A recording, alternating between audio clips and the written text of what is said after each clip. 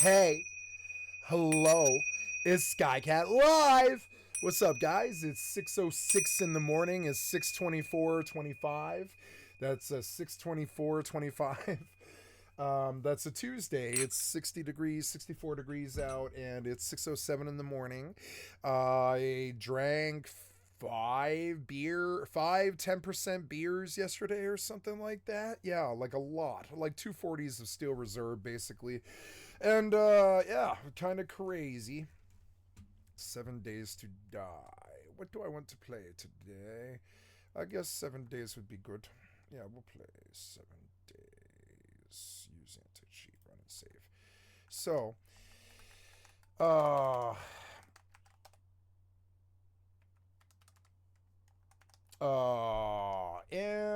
yeah, and so we're gonna drop it off the big face here. Sorry, I haven't taken a shower yet because I am going to walk first around noon or 2 o'clock, something like that, for 2 hours, and I will take a shower after that. But in the morning, I will wear the same shirt as I did the previous day because I'm just sort of like getting up from bed, basically. 7 Days to Die. Play online, could not initialize Steam, exit game. I screwed up here. I forgot, but I'm still in offline mode. Why aren't you loading? Load that thing. Load that thing. What? Load this thing. What are you doing? What? Alright, just close this. Open it again. You are completely a black screen. What the fuck are you doing? Close the window. Open it again. Nope. We're going to close Steam. Where is Steam? It's not in my taskbar. Oh, there it is. Exit. Shutting down Steam. Load again, piece of shit. Load again, software developer. Hey, with software, you got to try 6 or 7 times, and eventually the software works, right?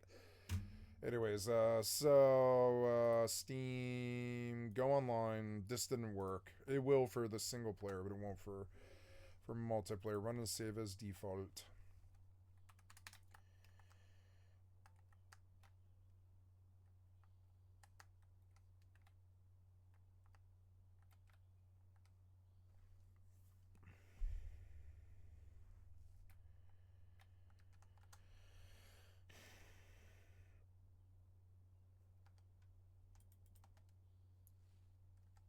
You seem to be on the wrong sound device.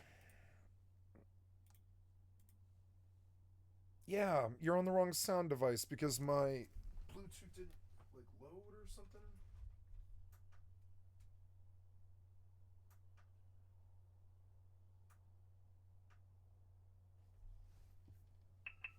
There we go. Piece of shit. Okay, piece of shit software developer.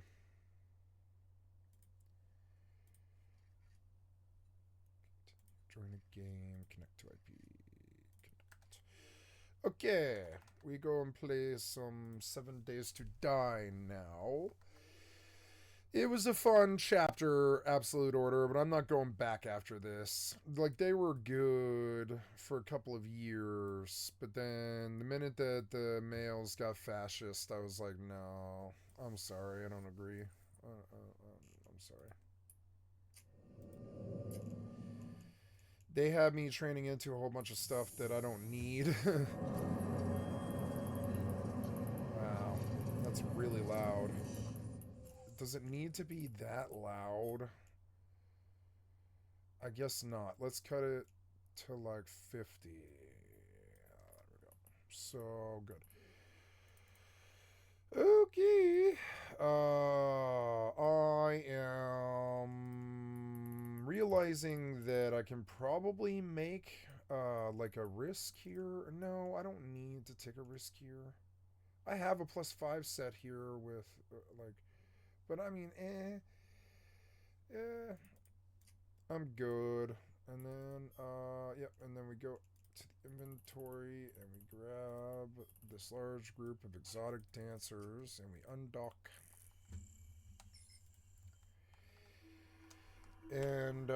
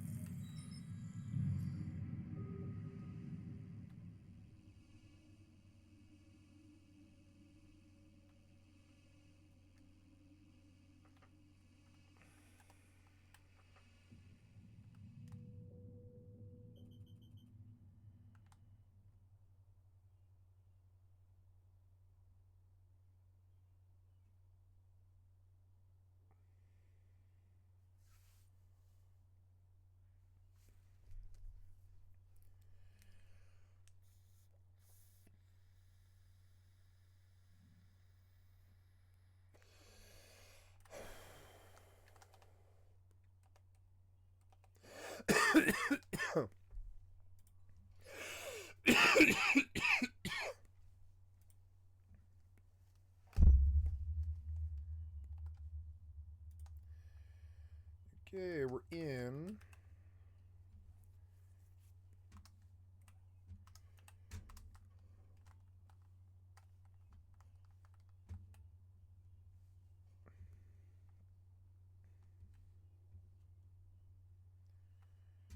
I love my wall. I forgot that I built this wall when I was drunk. Yeah.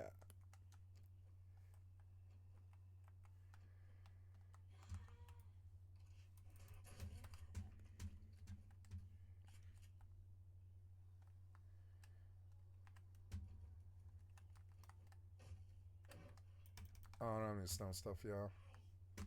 Oh, shit. The fuck? Nice. Yeah, let's claw hammer the rest of this stuff. Oop. I don't want to get swarmed anymore. Like, that's what the wall is about. I really don't want to be swarmed anymore. Now, what happened here? You...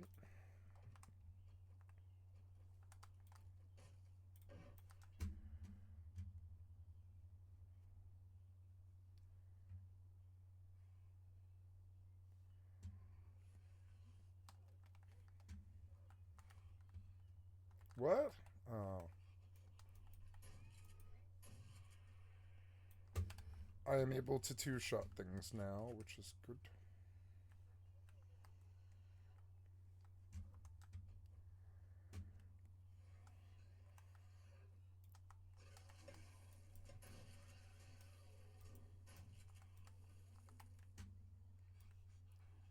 What? Where are the bees? Ah! Ah!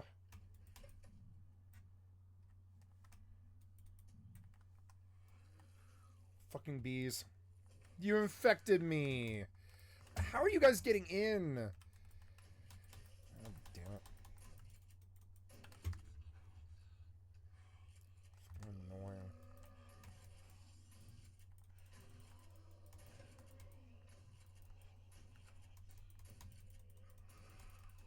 I'm just firing shotgun point blank and getting nothing. It's so dumb. Yeah. I don't want that to happen anymore. Ah. Where did you come from? I killed both of them with one hit because I have penetrator all the way up. Do I have like points? I have 1 point. The penetrator.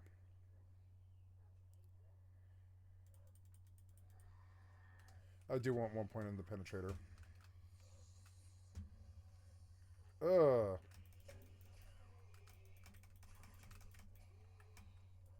Ugh.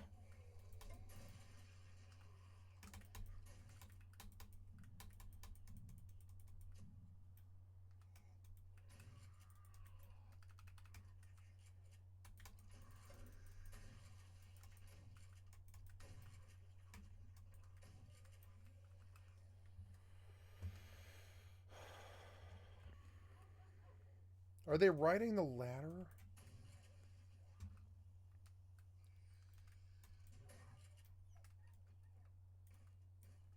No, wait.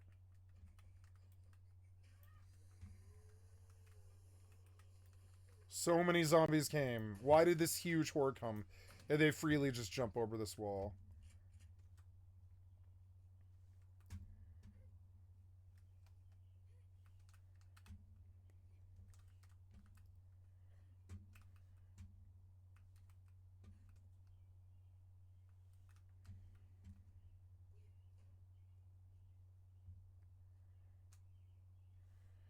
Oh, now I'm all fucked up. Is there like a suicide command? Such a weird question. So, okay,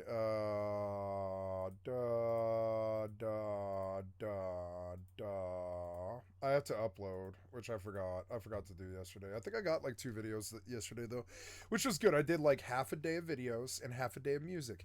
I could do that. I could do 6 hours of music and 6 hours of not music and record 6 hours a day. Why not? You know, I don't know. It'd probably be good for my sanity. uh yeah, yesterday I got 2 videos. Yes, 22, 23, 2 a.m., 10:18, 49 minutes, 2 in the morning. Yeah, that was the last bit.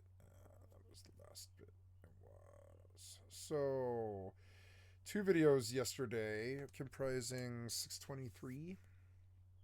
I didn't close this one out, but that's fine. 623. 623. 623. Reuse. 624. Yeah, so 623. 624, 624, 623. Part 1 of 2. And I came back and I got drunk. That's okay. Open. Part 1 of 2. Show more. Yeah, looks good to me. 23. Yeah, 7 days to die on strict next go. Maybe I should, exit out for a moment and not run the timer.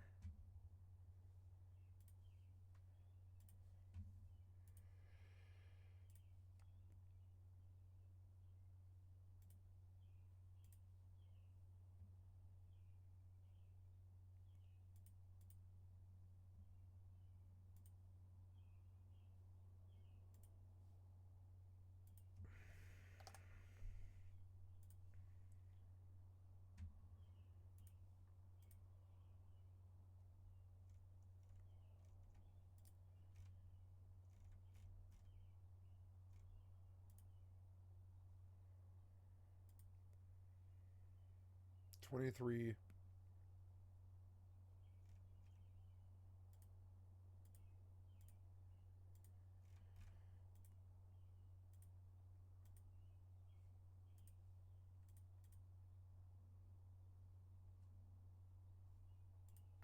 Okay, cool.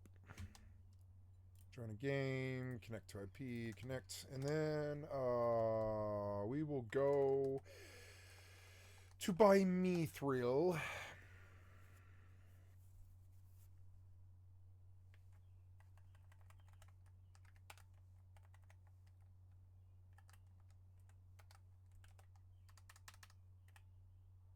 I turned off the flea by mistake. Ugh.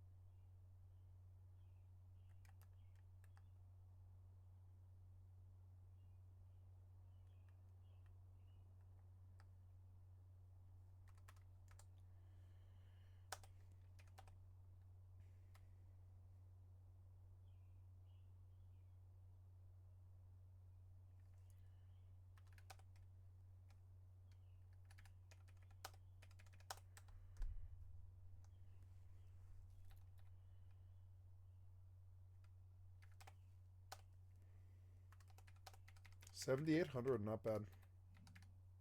What about 7K? Nope.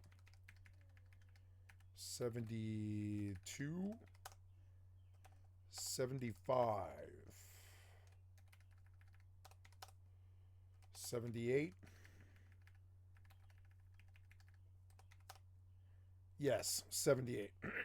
77. No, 78. 78. 78. 78. Spawn.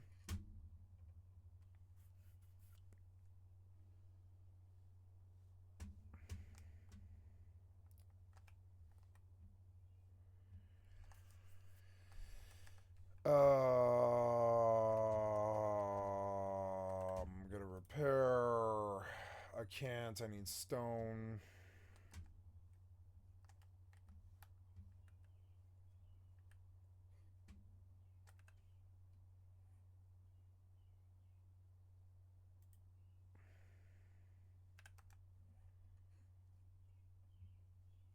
How is there holes in this wall now? These weren't here a second ago.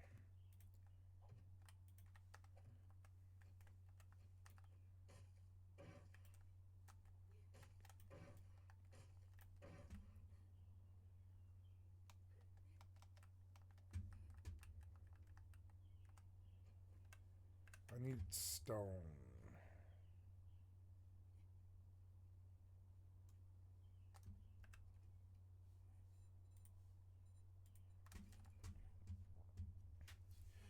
Okay, time to chop all these fucking trees. Ugh.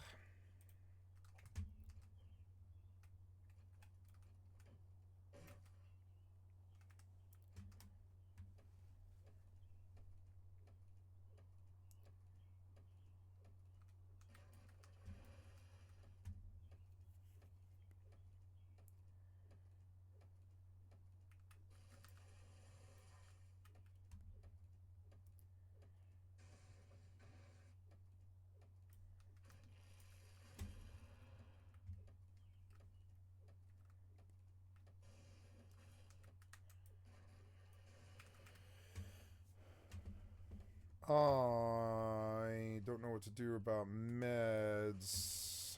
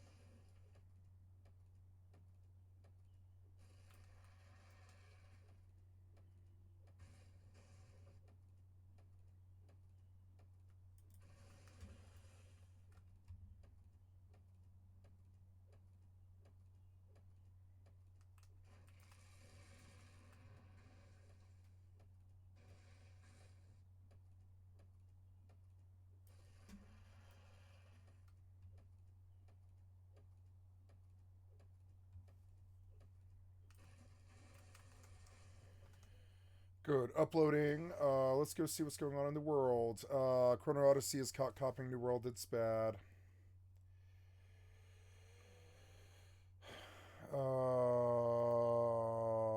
Add to queue. Add to queue. Rake it. I forgot about Rake it. Yeah. A cursed farm. Stop killing games. I don't know. I don't like the name. How a YouTube channel dies. How a YouTube channel dies by Michael Burns. Let's watch that. Discover your next favorite movie. Watch without ads included with your premium membership. Ethos, A Time for Change, or Hoaxed. Second-hand embarrassment. The alien cult with a celebrity following. Rick Steves, Iran. Rick Steves, Europe.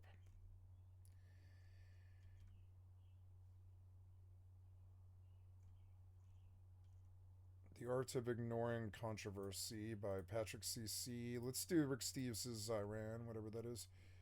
Did you know the Beatnuts sample my voice on their debut album? Wow.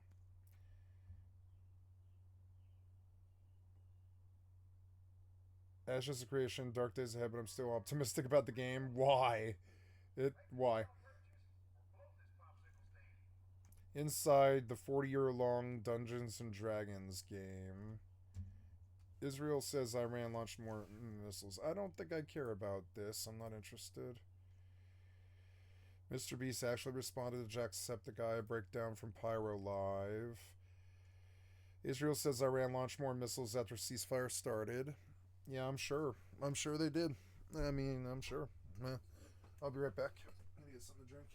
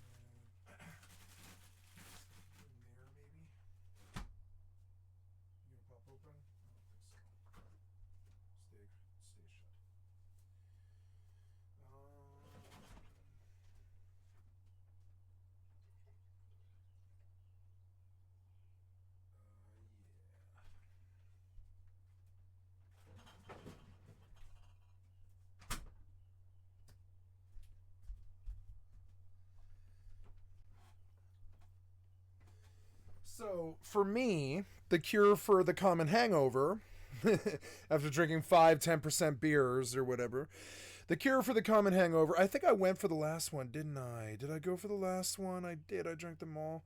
That's all right. Is a big white pill. It's iced milk. The cure for the common hangover for me is iced milk. I should have logged, but that's all right. I'm chopping trees. It's good.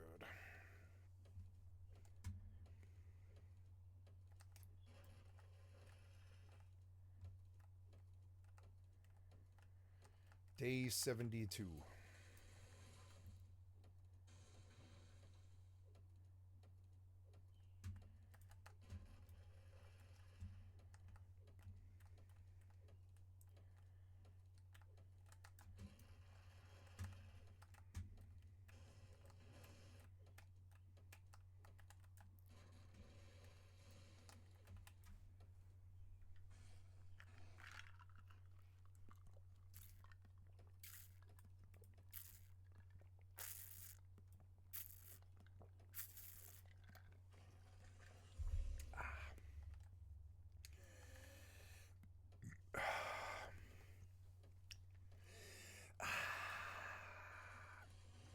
So this was a fun time in absolute order, but there were some things about the corp that I was starting to dislike. Like I like flying with them, but 100-man ops aren't that interesting to me. I got into that corp because I thought they would deliver like 400 V400s, and they didn't. So I was like, and that's not their shortcoming. That's just how the people worked. You know, the people in that organization didn't work where they started running like 450-man ops anymore.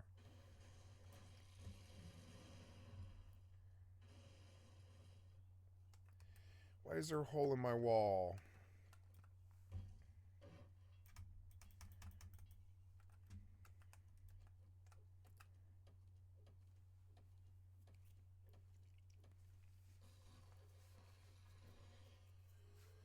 I'm going to put my breakfast dishes away before I get ketchup on my arm.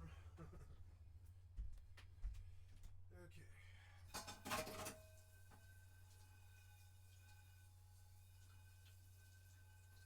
Damn it.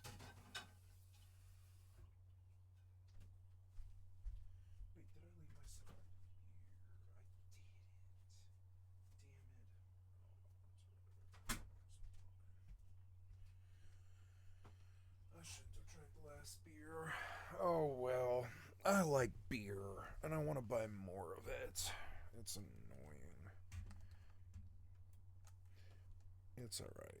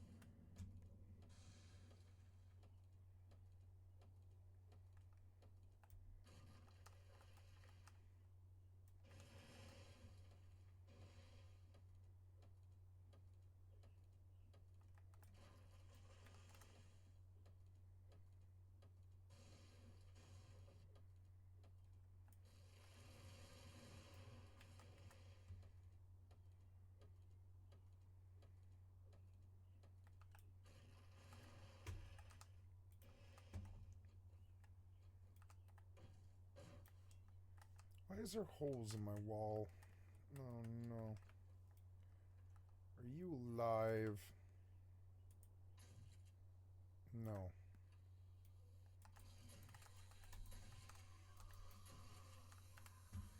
Shotgun makes quick work of them with strength. It's good to know.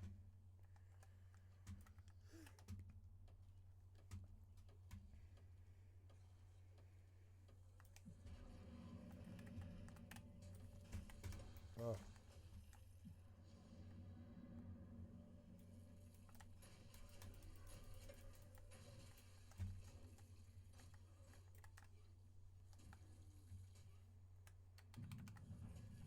What?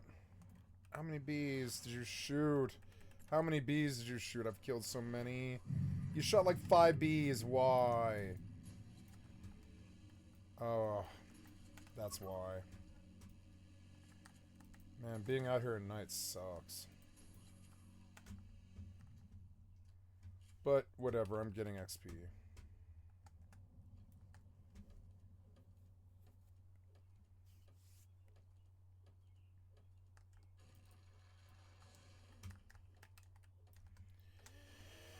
Let's go. Okay, what up, friendos? Welcome back. We're going to talk today about Chrono Odyssey again, a game that obviously people have strong opinions about. Some people are really unhappy that the game is a mess. Some people think it's the best thing since sliced bread for some reason. There we go. But Sorry, either way, I fixed the volume. I gotta remember the volume every morning. Did you do the? Did you check the volume? Did you check the volume? I need to write it down on a piece of paper. Did you check the volume? Did you check the volume? Check, check, check. Probably better now. Sorry about that, guys. Ugh. To agree upon is that we want new MMOs to come out and do well, and we want good games to play. We do. Unfortunately, Chrono Odyssey is not quite there, and it needs a lot of more development time, otherwise the game isn't going to do well. I think this is just true, and unfortunately, there are a bunch of red flags around this game that's making it look less and less likely that the developers are going to be able to deliver on any kind of like coherent and long-term vision for a game that would Why are all the wait, what's that? What is that? Oh, treasure map. I'll go to that next. Why are all the games cash grabs? Why are they cash grabs? Did you think that was gonna work? Did you like sit there for 5 or 10 years of your life thinking, oh, this game might sell, it might sell, right? It's just weird. Why not just make the game good? That's like sailing across the ocean in a boat that's got holes in it. It's weird. It is like that. The metaphor is sort of like that. It's like you plan to sail across the ocean. We show up at the marina. You show us your boat that you want us to get in, and there's holes in it. And I just don't really understand that. I don't understand being like that. I don't really get that. You know? Now I bandaged, but I don't think it used a bandage.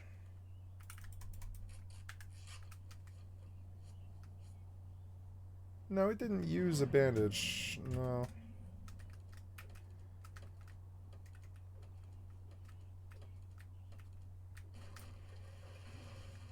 Ugh.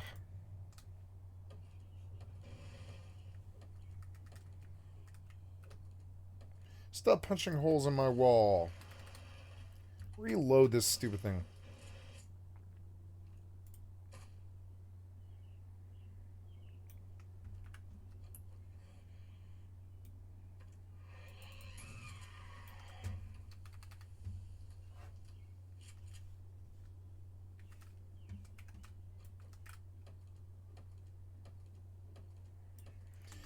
Yeah, like no, I'm not gonna get in your boat with holes in it. Like you don't think the investors and all the people that put money into your game, you don't think they're scared of this? And like do you lie to them about how good the game is when they play the game before you go live? And they don't have any fun? You don't think they might be freaked out? Are they just hoping that it'll sell? I mean, it's weird. I don't understand building on a fucking, like, shaky foundation like that. You guys do it all the time, and you rip each other off, and you steal, like, assets, and it's weird. It's like, software isn't a space where you would normally do something like that. Software is like a science. It's like scientists it's computer science, kind of. It's weird to watch computer scientists rip each other off or like rip kids off. It's fucking weird. It's not something you would normally see in the space. But now, they're like criminal software developers. So like you see it all the time. Oh. Am I shooting holes in the stone? Is that what's happening? Why are all these here? Ah. The way they lurch is so annoying. God damn it. Why so many zombies? So annoying. Ugh.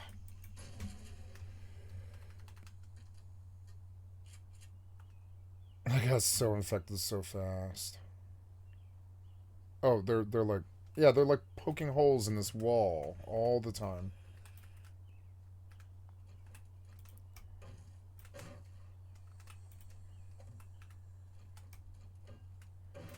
I'm going to improve the wall.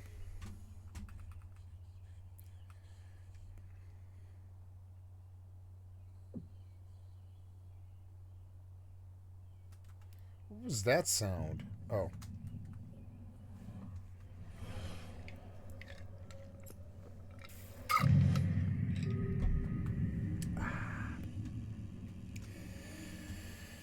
Okay.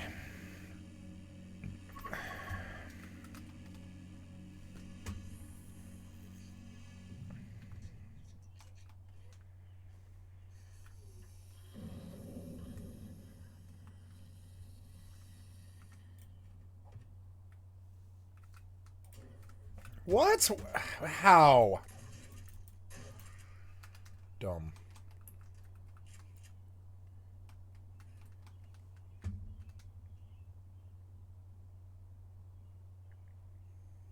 There. I'm just gonna let her kill me.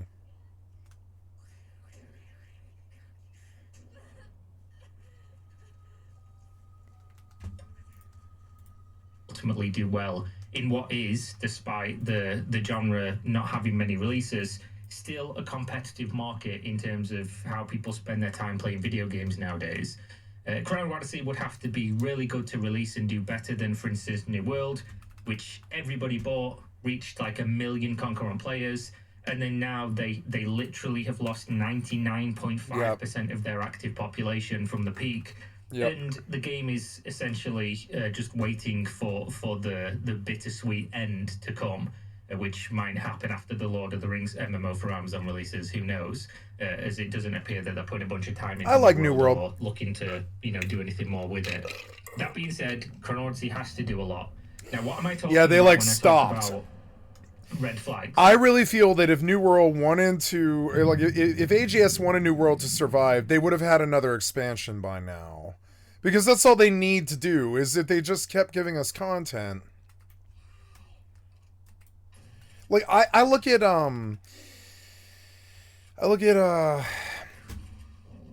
the Angry Earth expansion as like essentially just content that should have been in the game. There were just zones that should have been in the game. There wasn't any new content really.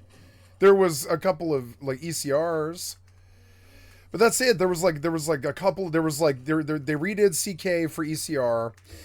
They redid, or they didn't redo, but they launched a new zone. I forget the name of it. Elysium Wilds. And, like, that was cool. But that's all content that should have been in the game goddamn anyways. And so if they were to just keep doing that and release more weapons, like the Greatsword and the Flail were really good. So if they just were to do 2 weapons and an expansion every 3 years, like, wow, they would survive. They'd be fine. If we saw that they were supporting the game, we would keep playing it. But it's very easy to not log on New World and treat it like a, like a 76 clone that I just log in once in a while. Or sorry, once a day to do my dailies or whatever.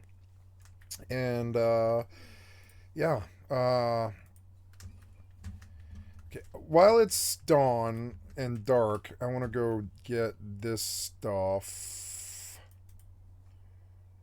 Yeah, we're going to take a motorcycle for this. Go.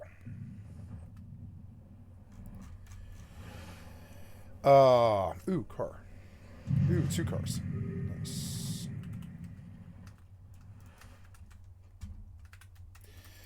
Oops. And like that's all they need to do. So now I find myself being like, well, if there was something to do, I would play New World, Like, but all there is like CK, Merc, and like farming and getting doubloons that I don't care about. For eye level that I don't use in a game that I don't play. I mean, I do. I play it, but I mean, I'm not worried about that eye level because I don't really play the game and I don't care about that eye level anyways. God damn it! Don't aggro me. Are you shooting bees at me? You are. You're so annoying. Kill the bees. Don't give me an infection. No. Constant infections. It's so annoying. Get off me, so many bees. Get off me. Get off me, fucker. I don't know if this is enough ammo for this. Why did so many zombies come? It doesn't really make sense. Just drive. I'm using ammo that I don't really have. Let's go.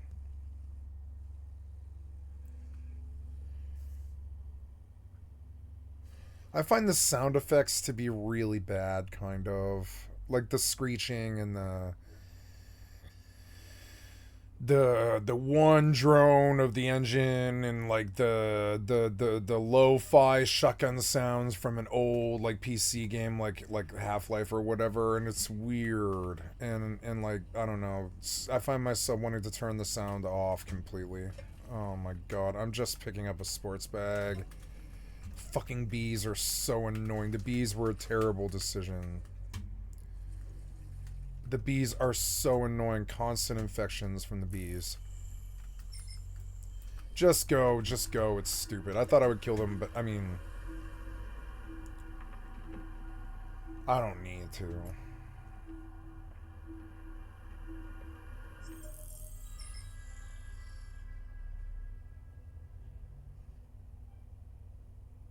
I like riding through the canyon. It's fun. Oh, I have to dig. Damn it. It's gonna be constant zombies. Damn it. Pick this up. Aww. Is that a screamer? Oh, just get to digging.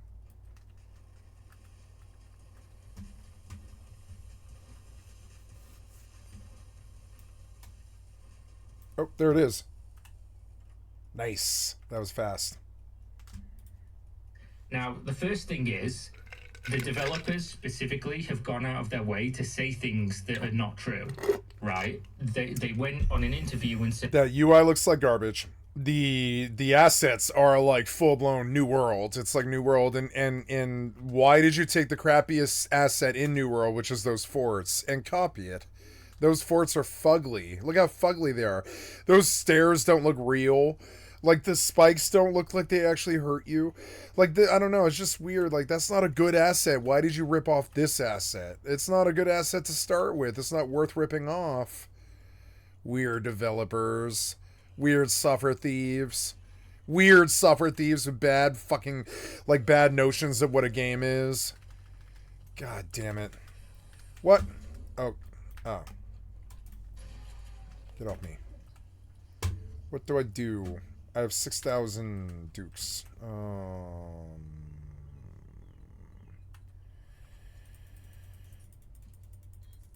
Yeah, just do that. There we go. Get out. Get out. Nope. Ah, fucking so annoying. Fucking bees are so annoying. Fucking bees.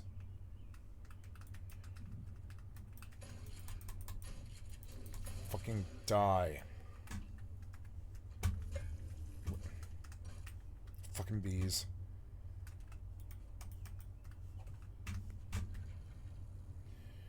%24 infection so quick. Because the bees are terrible. The bees give you an infection. The bees, like, the bees are great, but the fact that they give you infection is garbage. Fucking garbage.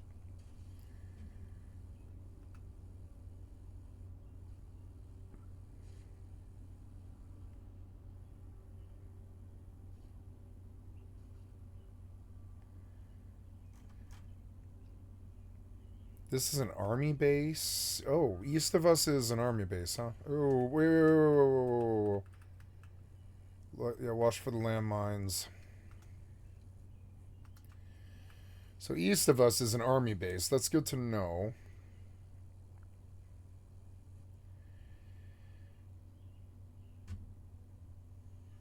Oh, yeah, where I last fought them. Wow, there's like some spawn right there. Oh yeah, I gotta dump all this.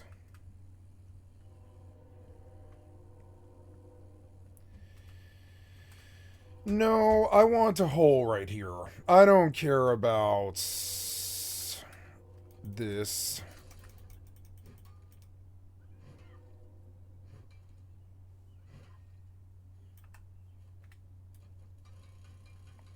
I want a hole right here so we can get in.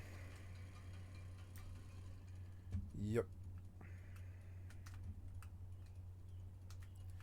Why not put a door? Like a double door.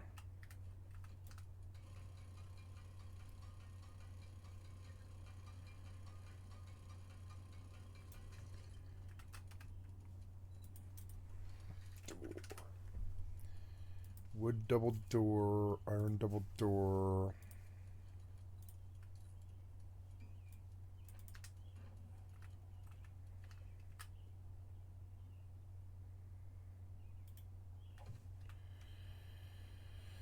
There, much better.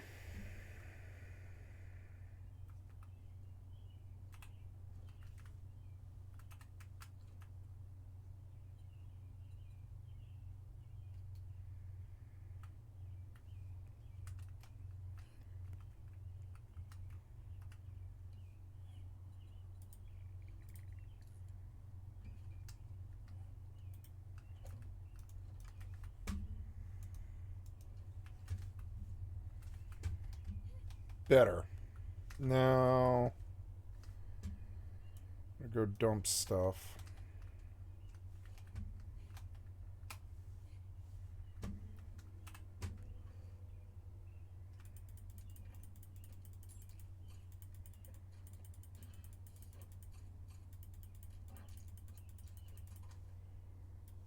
Why was I chopping 2 stacks of wood? Oh, because 6,000 is the cap.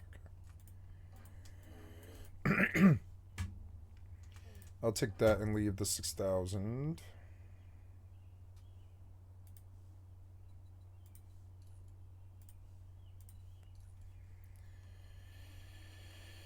I need duct tape, which I don't know. And I need to finish chopping the trees, and I need to empty the bike. The game never ends, and I just want to move along at my own pace now.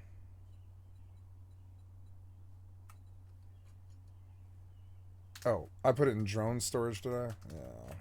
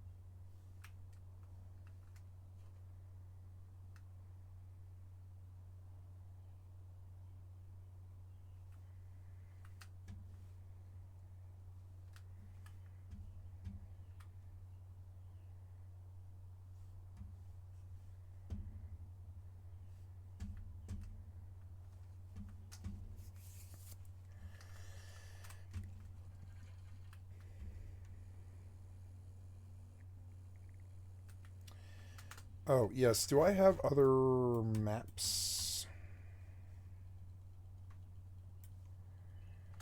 Ah, I do. Let's go fly out to get another map. But how's my fuel? Fuel's fine, but I should go get more.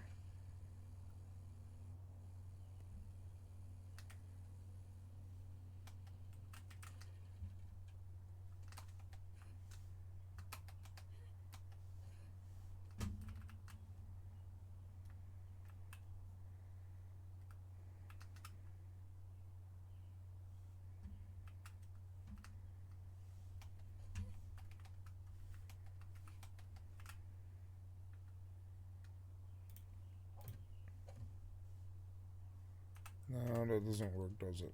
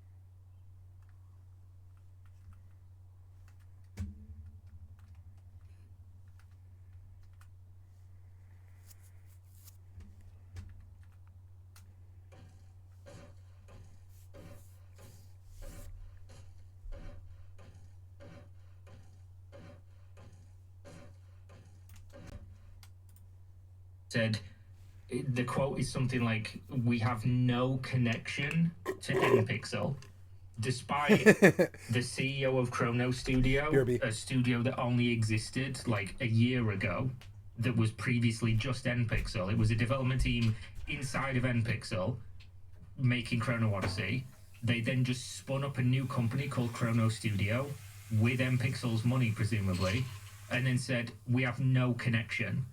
But the CEO of Chrono Studio is still the CEO of MPixel. They are literally the same fucking people doing both things.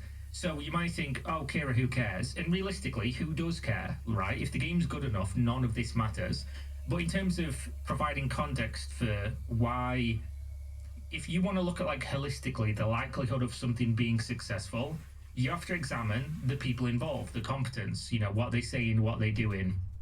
And you'll see in a minute why this is on screen.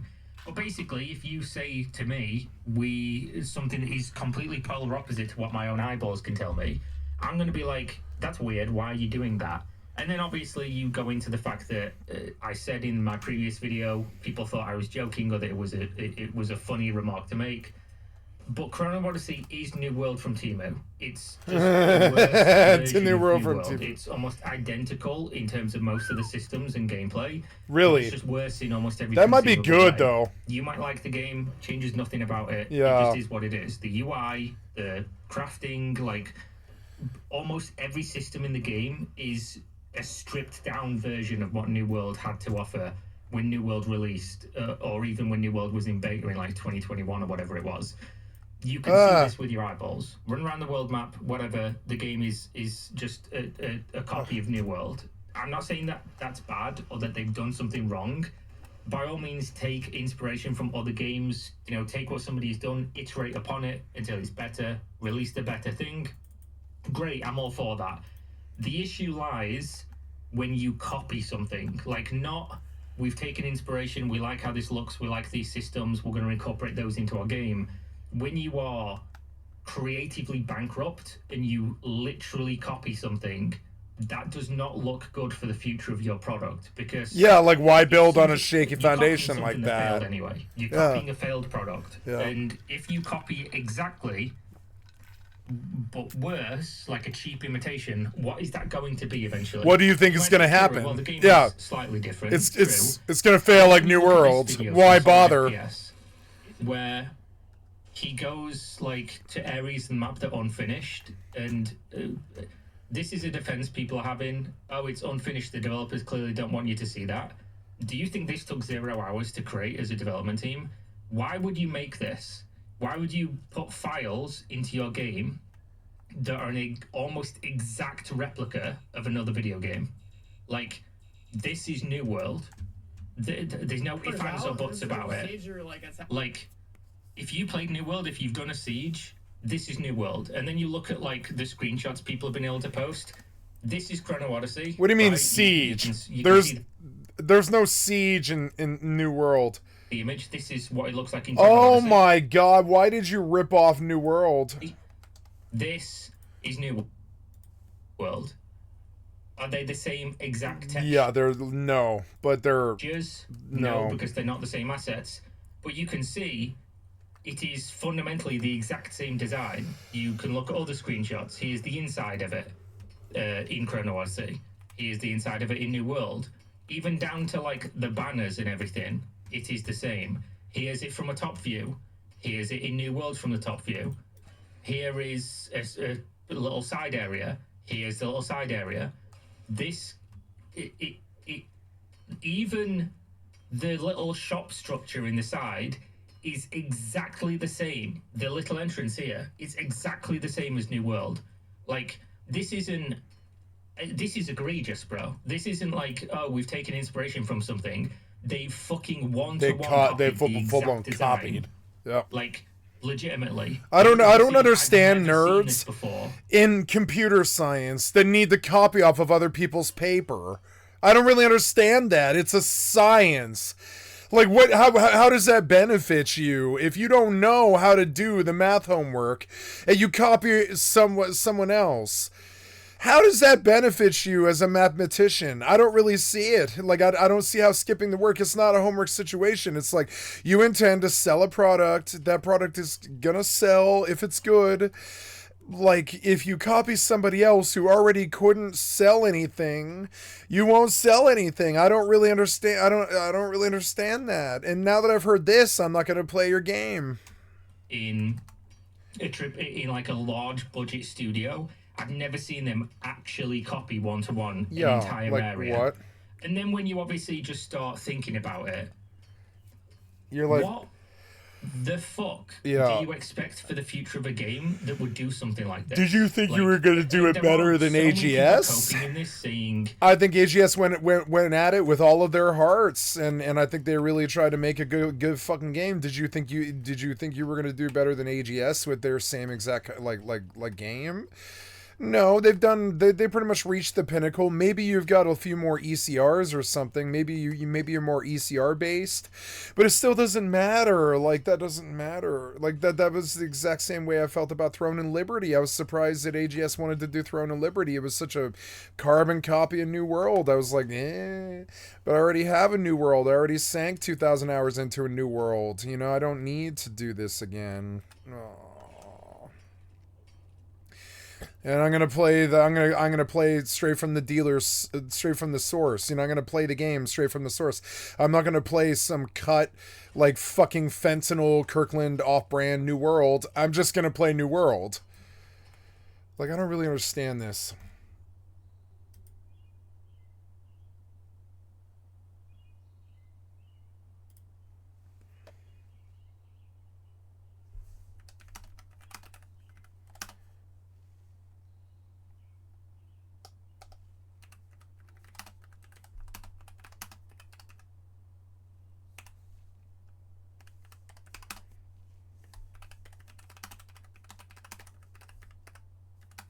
I'm not gonna play.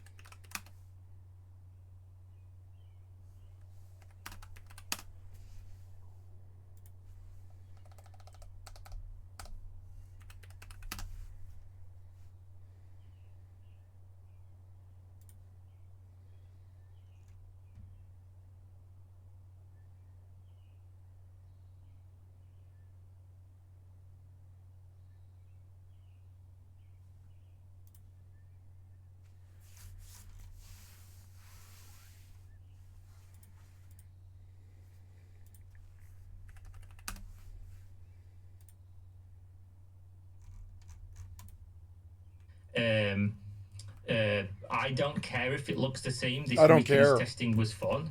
Realistically, if the game is amazing, nobody will care about this. Yeah.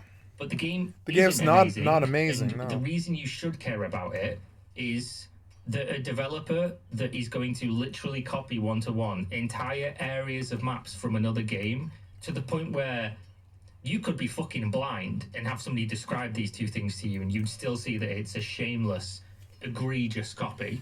Like, being a fan of something doesn't mean you should hand wave something that is legitimately a concern. Because, again, even if you just want to look at this from, like, your own consumer perspective of wanting something to be good, a developer that is so creatively bankrupt that they are going to one-to-one copy aspects of other games when their game is already essentially like you've copied all the other systems, you've tweaked them a little bit, which is fine, I guess. But this is way beyond that. Like, this is actually insane. What hope do you have for the future of a game that doesn't run well, is a worse version of another game, lacks content? How do you have any faith that they're going to be able to actually build out a game in the future that's going to be better than other things in the genre and actually find itself an audience and do well in the long term? Because companies that are good at making products do not do this. Just flat out, full stop. This isn't something that happens in the industry. Like, it's actually fucking insane that people are sat writing this on Reddit. People want to hate this game and want others to hate this game so badly that they're grasping at anything they can. Brother, they're literally copying exact areas one-to-one from another commercially released product. That is not grasping at straws, and if you think it is, you are educationally subnormal. Like, that's a bad way to put it. Demon Souls, Dark Souls, and so on have all taken things from Berserk. You are educationally subnormal. And yet it's hugely successful and highly acclaimed series of games. There we go then. An apple is indeed an orange. They are fruit, so therefore an apple copied an orange. Like, I don't understand. You can take inspiration from things. Like, if... I had no problem, by the way. You won't catch me saying in the review I just did before this came to light that Chrono Odyssey being like a worse version of New World that copies all of the systems mostly is an issue, because they weren't actually like one-to-one just straight copy-paste lifted. I'm not saying they've stolen assets, by the way. I've seen people say that. I don't think that's true. I think New World made most of their own assets, so I don't think that's the case. Also on different engines, whether or not New World was not an asset flip. But it's a beautiful game. Me saying that because I don't care. Like, if you make World of Warcraft and then somebody makes a game that copies all WoW systems but isn't... I have some sympathy to what these developers face now, but they do it to themselves. Exactly the same, down to the exact layout. That's where it's an issue. Saying something, taking inspiration from something else, like for example, Dark Souls or Demon Souls being inspired by a genre, by the way, dark fantasy, a genre like Berserk, the mental gymnastics you're doing, you must look like a fucking pretzel, to be honest. Like, it's funny because nobody could say Dark Souls is a copy of Berserk, because Berserk's a manga and semi-decent anime, than a terrible one with CGI or whatever it was. But a lot of the things in Berserk, like, oh, look at this. Yeah, it's medieval torture devices. These existed before Berserk did. That's why they're called medieval. Berserk wasn't written in fucking medieval times, was it? Like, he's showing devices that exist in history and saying that they were copied from Berserk.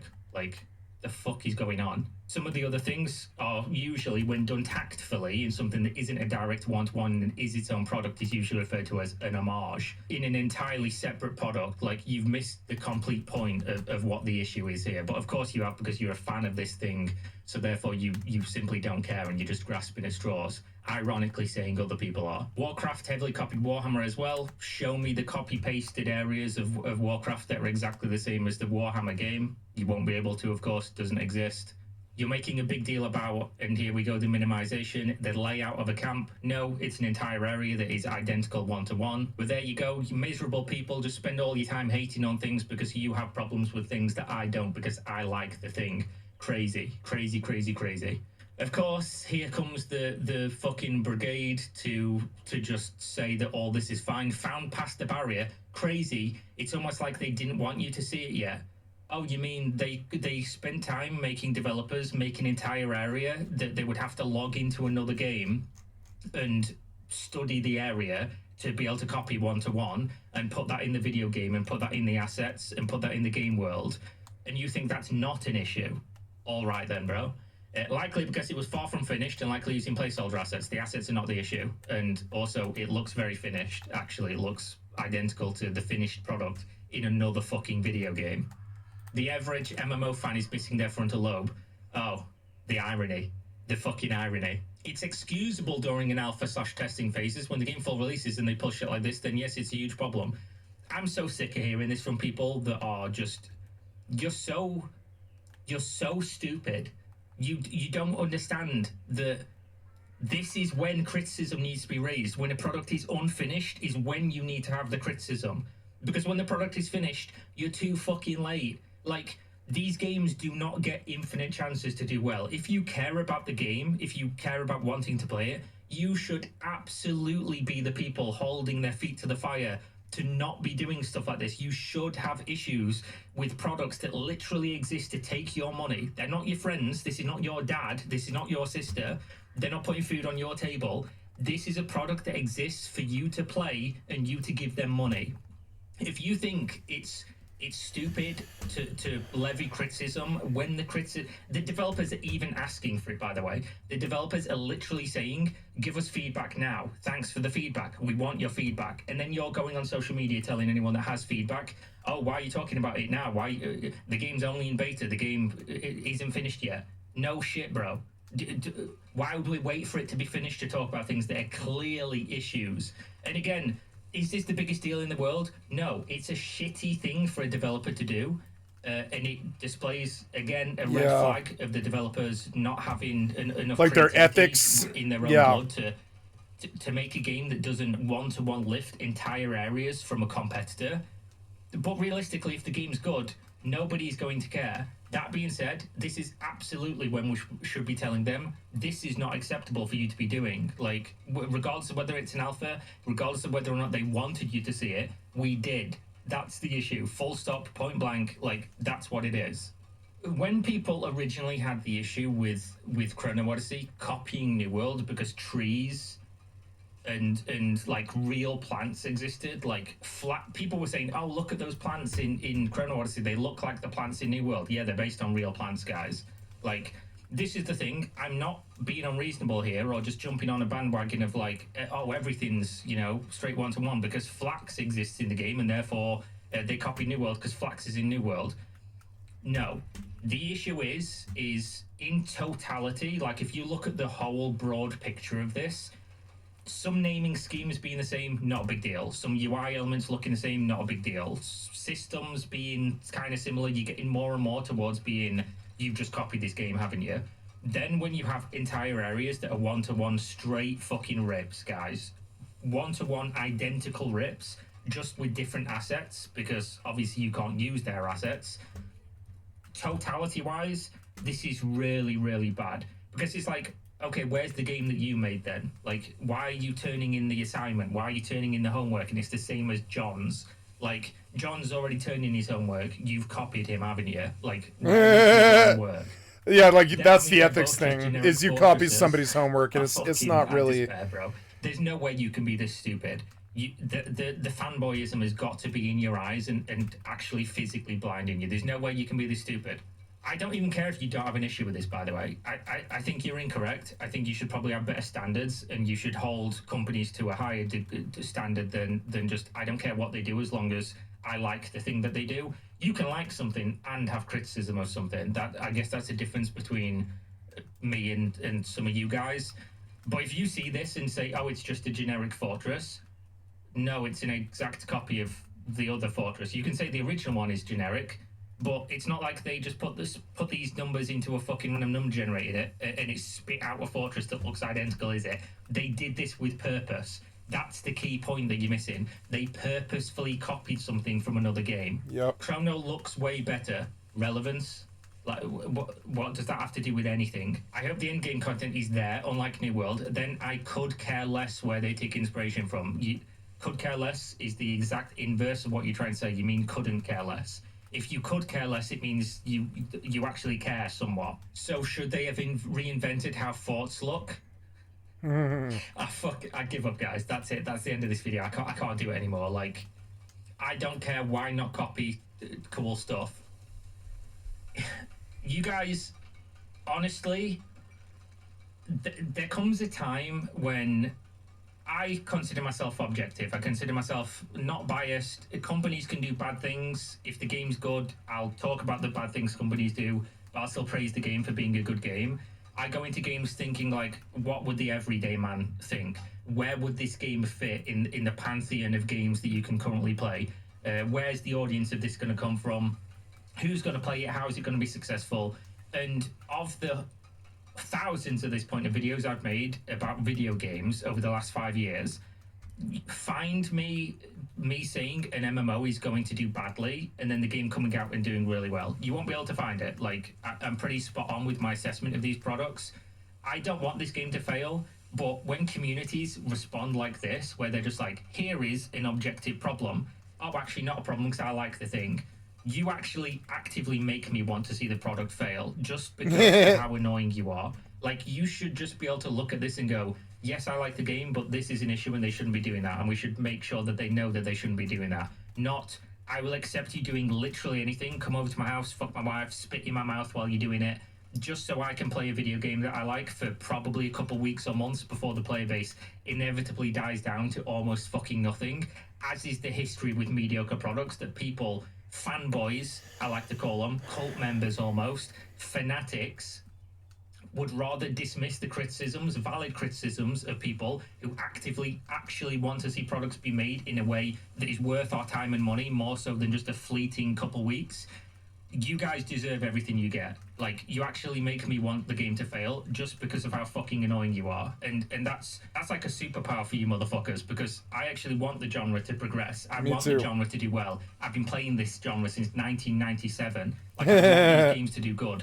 But fuck me, you guys deserve everything you get, because you actually will accept. If they slop this out into a fucking into a pig pen, you literally be on your hands and knees rolling in shit to be able to eat it just because you like the way that it smells. Like, absolutely insane that people react like this. I want the developers to put in the work. I want the game to come out and do well. But if it doesn't, I will be there to tell you that you absolutely deserved it when you're all going around saying that stuff like this is acceptable because you like the thing. Like, it's actually unbelievable. But that's what we are as consumers, I guess. Need an MMO to play, can't go play other games. So we'll accept literally anything, even if it's just a first impression from a 3-day-long beta where half the stuff hardly worked and it was an objectively worse version of a game that already exists that has already failed, while also performing optimization-wise like absolute fucking shit. As it did. Thanks for attending the rant, I guess. This is bad. I don't care if you think it is or not. It really is bad. And whether or not they wanted you to see it, they put man hours into doing this and putting it in the game. So at that point, it's irrelevant whether they wanted you to see it, because they literally made a fucking conscious decision to have done this, which is the issue. If you don't think it is, I'm sorry, but you probably need to go and fucking see Spot Run or something and not be watching videos like this. There we go. Thanks for watching, and check the links in the video description. See Spot Run. Support my content if you want to, you know, like, subscribe, whatever it is. There will be links in the video description if you want to buy something from GamerSups. Would absolutely recommend. Great company, great products in general. You can buy some powder. You want to drink some flavored water with caffeine or non-caffeine. You can do that using my code, get a discount. I get money back off anything you spend. And suggest content if you want to see me cover something. Send me something some flavored water. And I'll see you next time. Stay safe. Peace.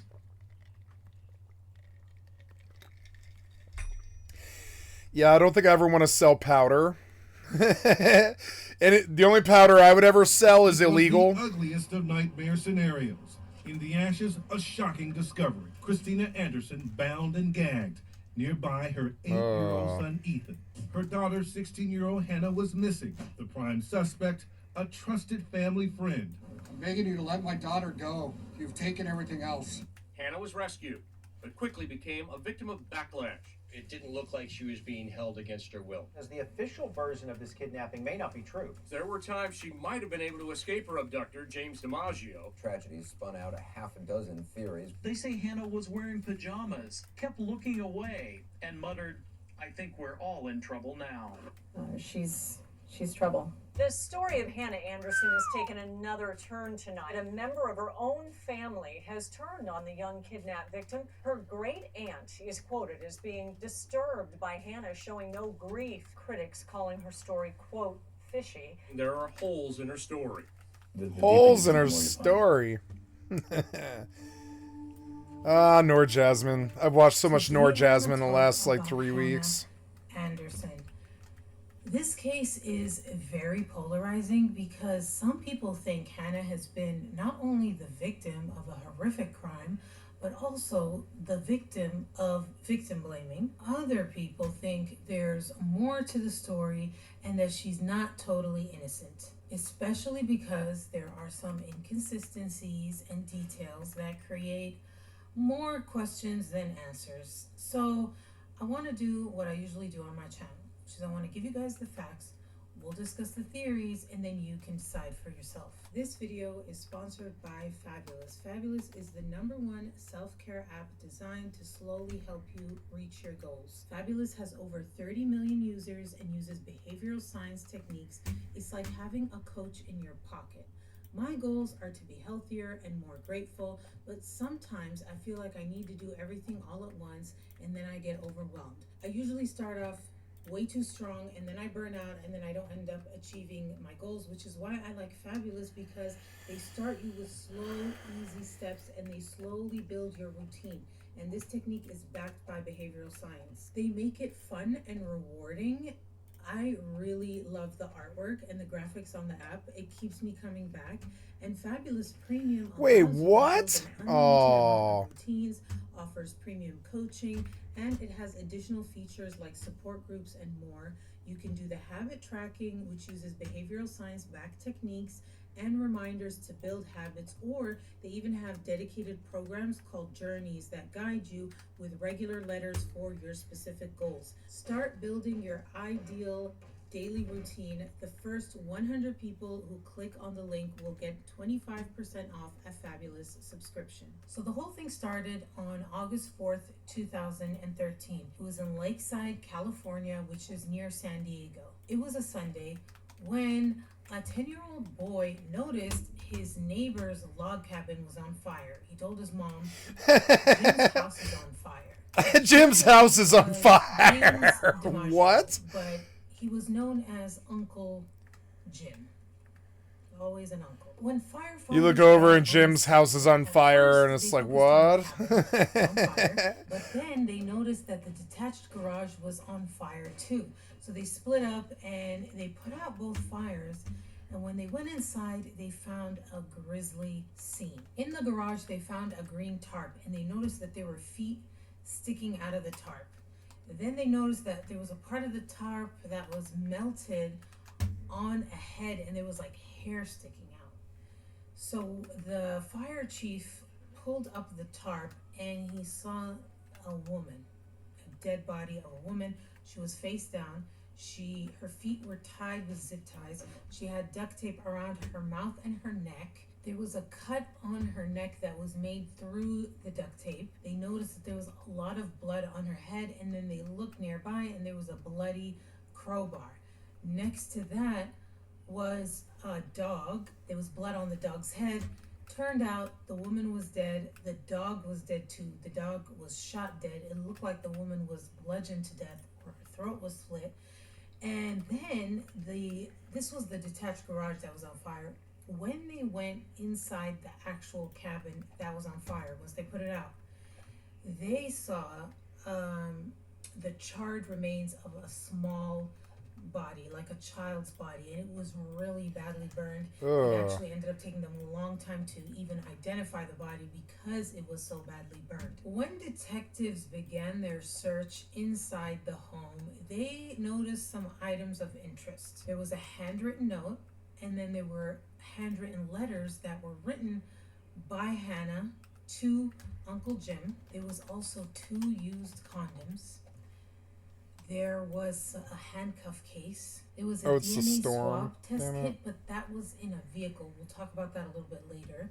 But that was also found at the scene.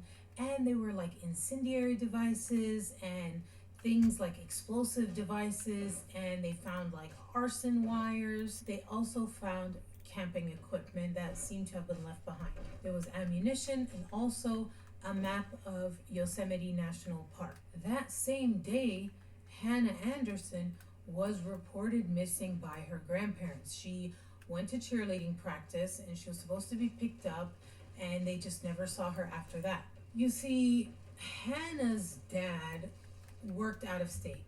Like, he worked for months at a time out of state, and so she was living with her mom and her brother, and her Uncle Jim was helping her mom out, kind of taking care of the kids, picking them to and from practices, including cheerleading practice, right? And so Uncle Jim is James DiMaggio. That's the same person whose house was on fire. It would soon be revealed that the dead woman was Christina Anderson, Hannah's mom. And although it took a while, it would also eventually be revealed that the charred body of the little child was Ethan Anderson, Hannah's 8-year-old little brother. Later on, when the autopsy was conducted, it was determined that Christina, Hannah's mom's cause of death was blunt force trauma. It looked like she was hit over 12 times in the head with the crowbar. She also had been tortured, according to the affidavit, although they didn't say exactly what happened, but the autopsy revealed that she had fractured bones in both of her legs, a fractured bone in her arm, and she had that cut in her throat. Like her throat was cut through the duct tape. As for Ethan, they determined that his cause of death was due to the fire, although he also had skeletal fractures. The dead dog was Callie, the Anderson family dog. So basically, almost the entire family was killed. Hannah was missing, and their father, Brett Anderson, was out of town at the time. Hannah's dad ends up asking the media for help. This story is confusing to a lot of people. Explain the relationship between your family, your kids, their mother, and Mr. DiMaggio. Mr. DiMaggio came into our lives about 6 months before Hannah was born. He and I had a very close relationship over the years, and we've done many, many things throughout the years together, and he's basically became like part of our family. He was always around. Sometimes he took the kids camping. This is your buddy. You know him.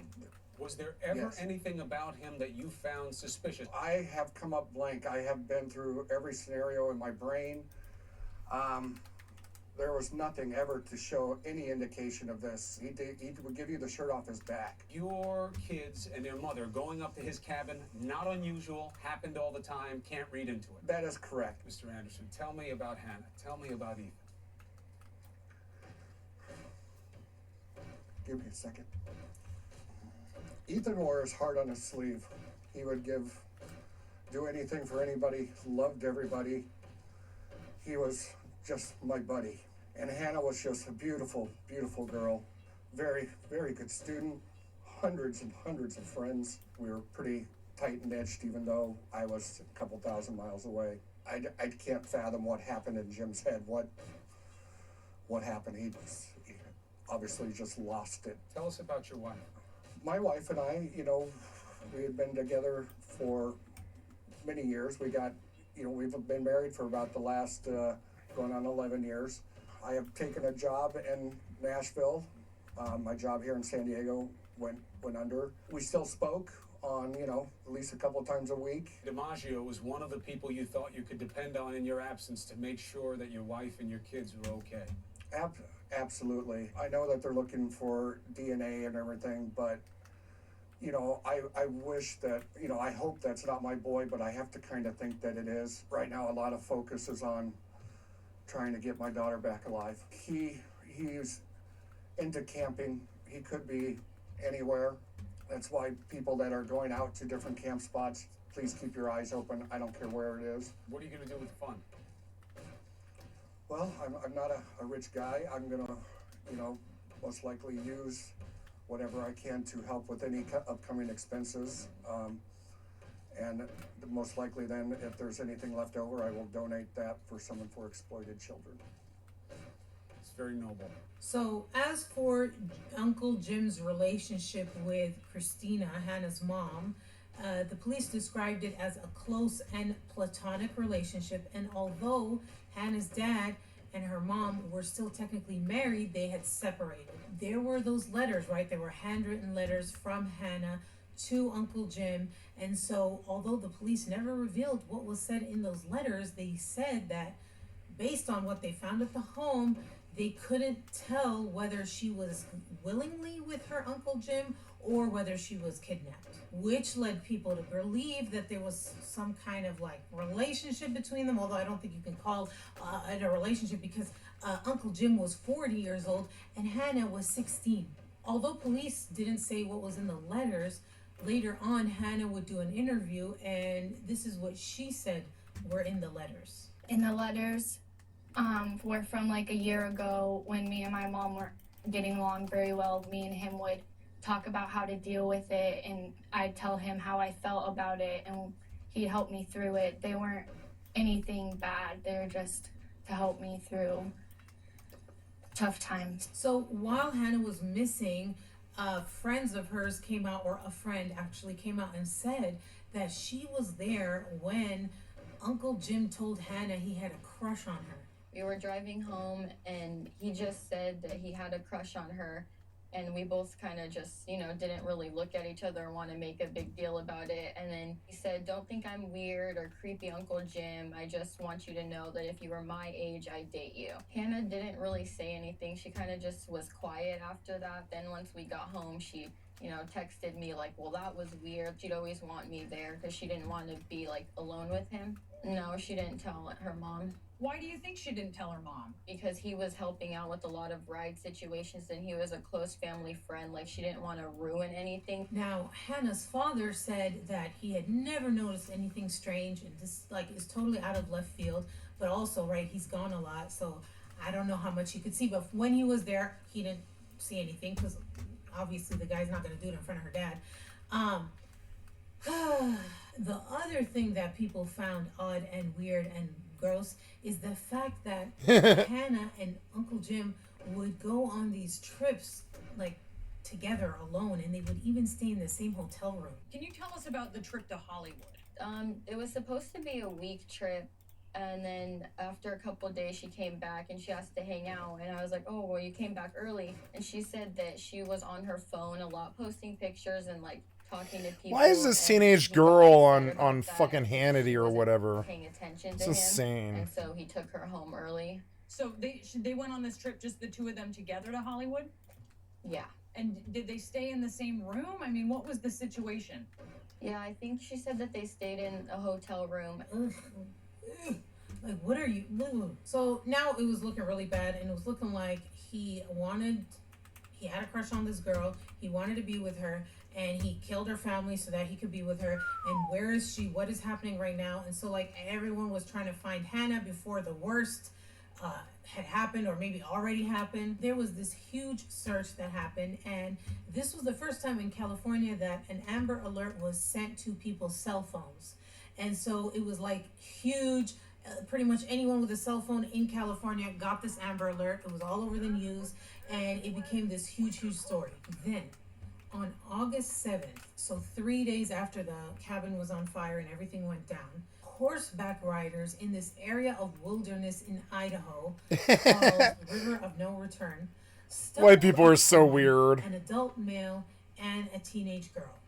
Now, they didn't know anything about the case and Hannah's disappearance, but they already felt like something was odd. Just had a gut feeling about him. The red flags kind of went up on him. They say DiMaggio did all the talking. They weren't friendly and they didn't talk. She was trying to turn her face away. All of their gear looked like it was brand new.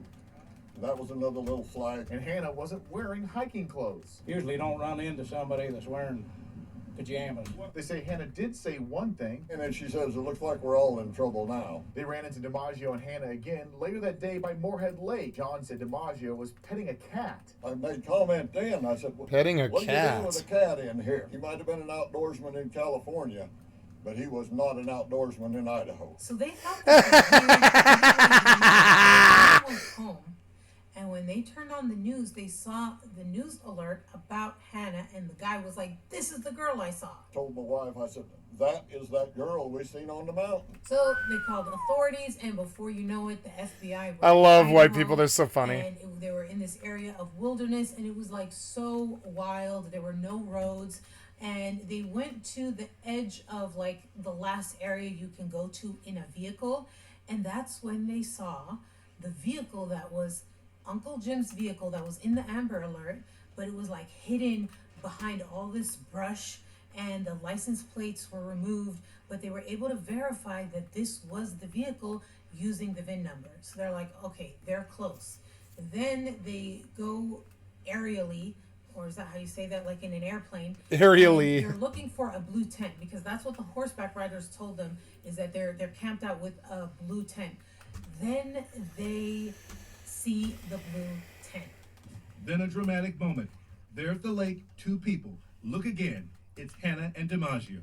Unaware he's being watched, DiMaggio They were dating. relaxes, taking off his shirt. Later, Uncle Jim and the teenager were dating. Hannah Oh is my waving, god. possibly signaling the plane. She keeps waving while DiMaggio has his back turned. Are you dating a 45-year-old dude? I mean, that's weird. If you're like fucking 17 or whatever, that's weird. I think it's a little bit less weird when they're like 20, 22, but like 17 or whatever, 18, that's fucking weird. That's weird. Like, you know, it isn't long before it's okay. You know, it's like 4 years or something. Around the age of like, or not, it's not even, it's like 2 or 3 years. But yeah, like a 17 to 20-year-old girl should not be dating a 45-year-old dude. Like that's just fucking weird, you know? Like, okay, now when I met Cloud Candy, I was 32, I think, and she was 20.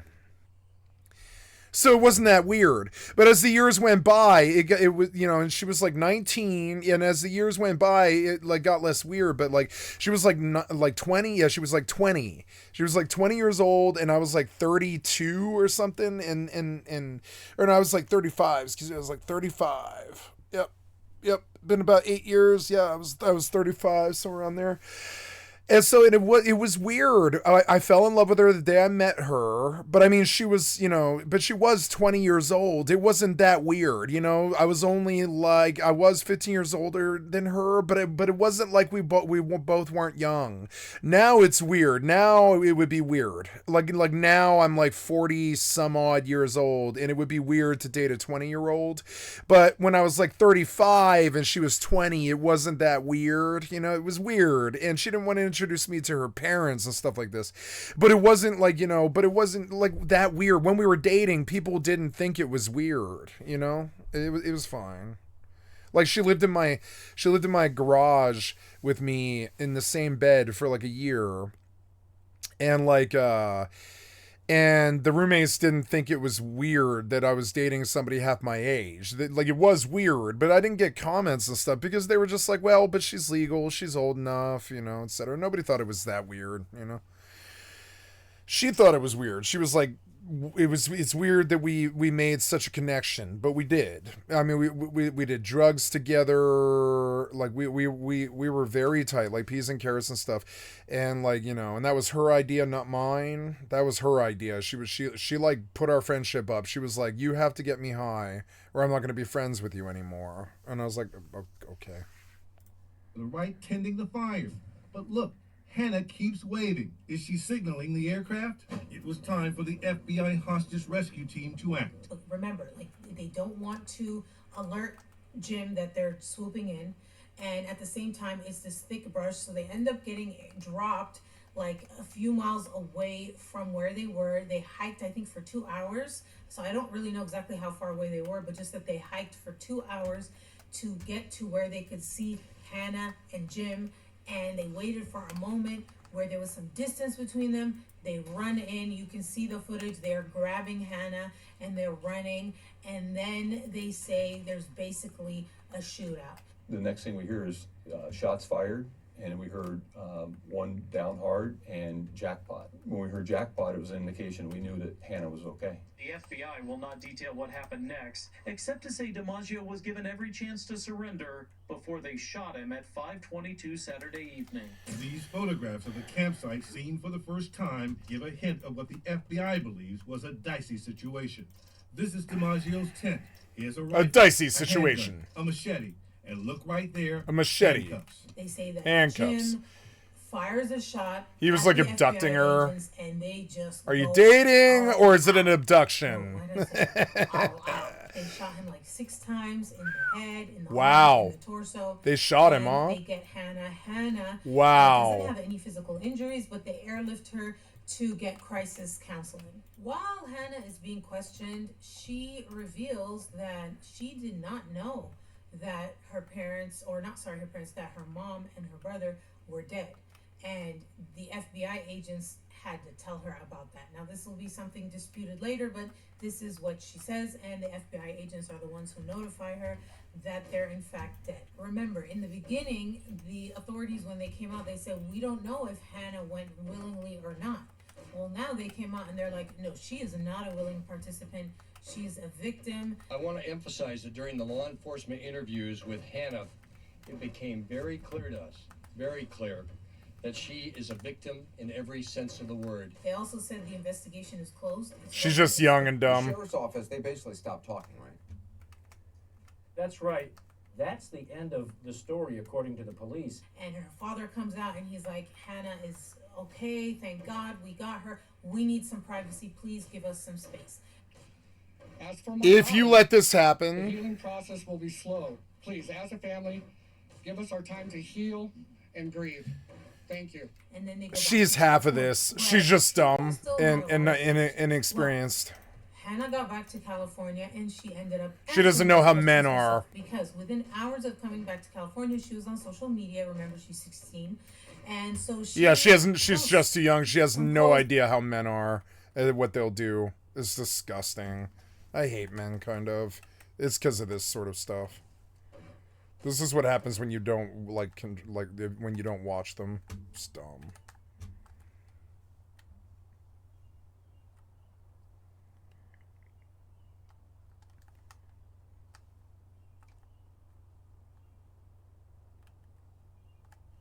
Oh, I guess I can't do that, which kind of sucks. Oh, I can, but I've got to cut it in half.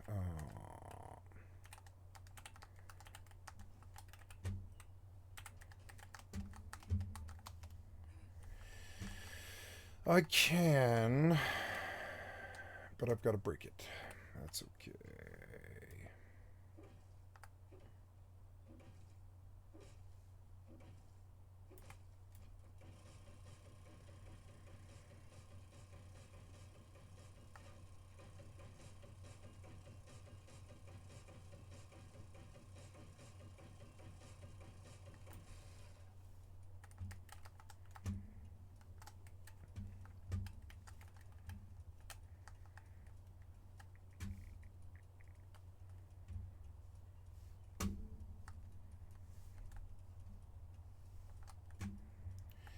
Yep, now we're going to extend this out as far as I can.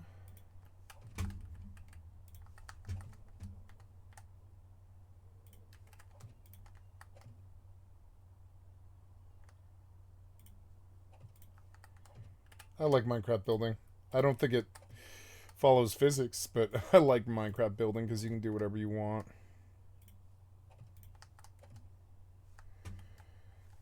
Solidify these.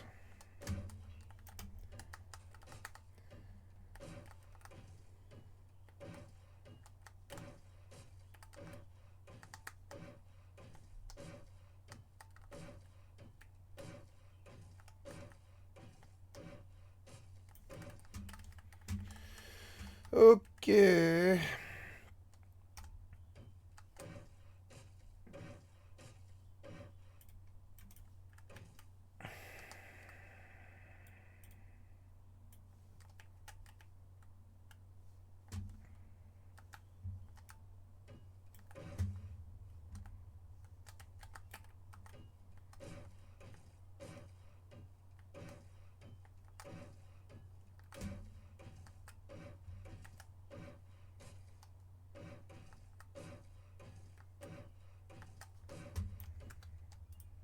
That some people felt were inappropriate, like selfies talking about Justin Bieber, her nails that she got done. Steve, she's not your typical victim. We saw some other high-profile kidnap victims simply ask for privacy.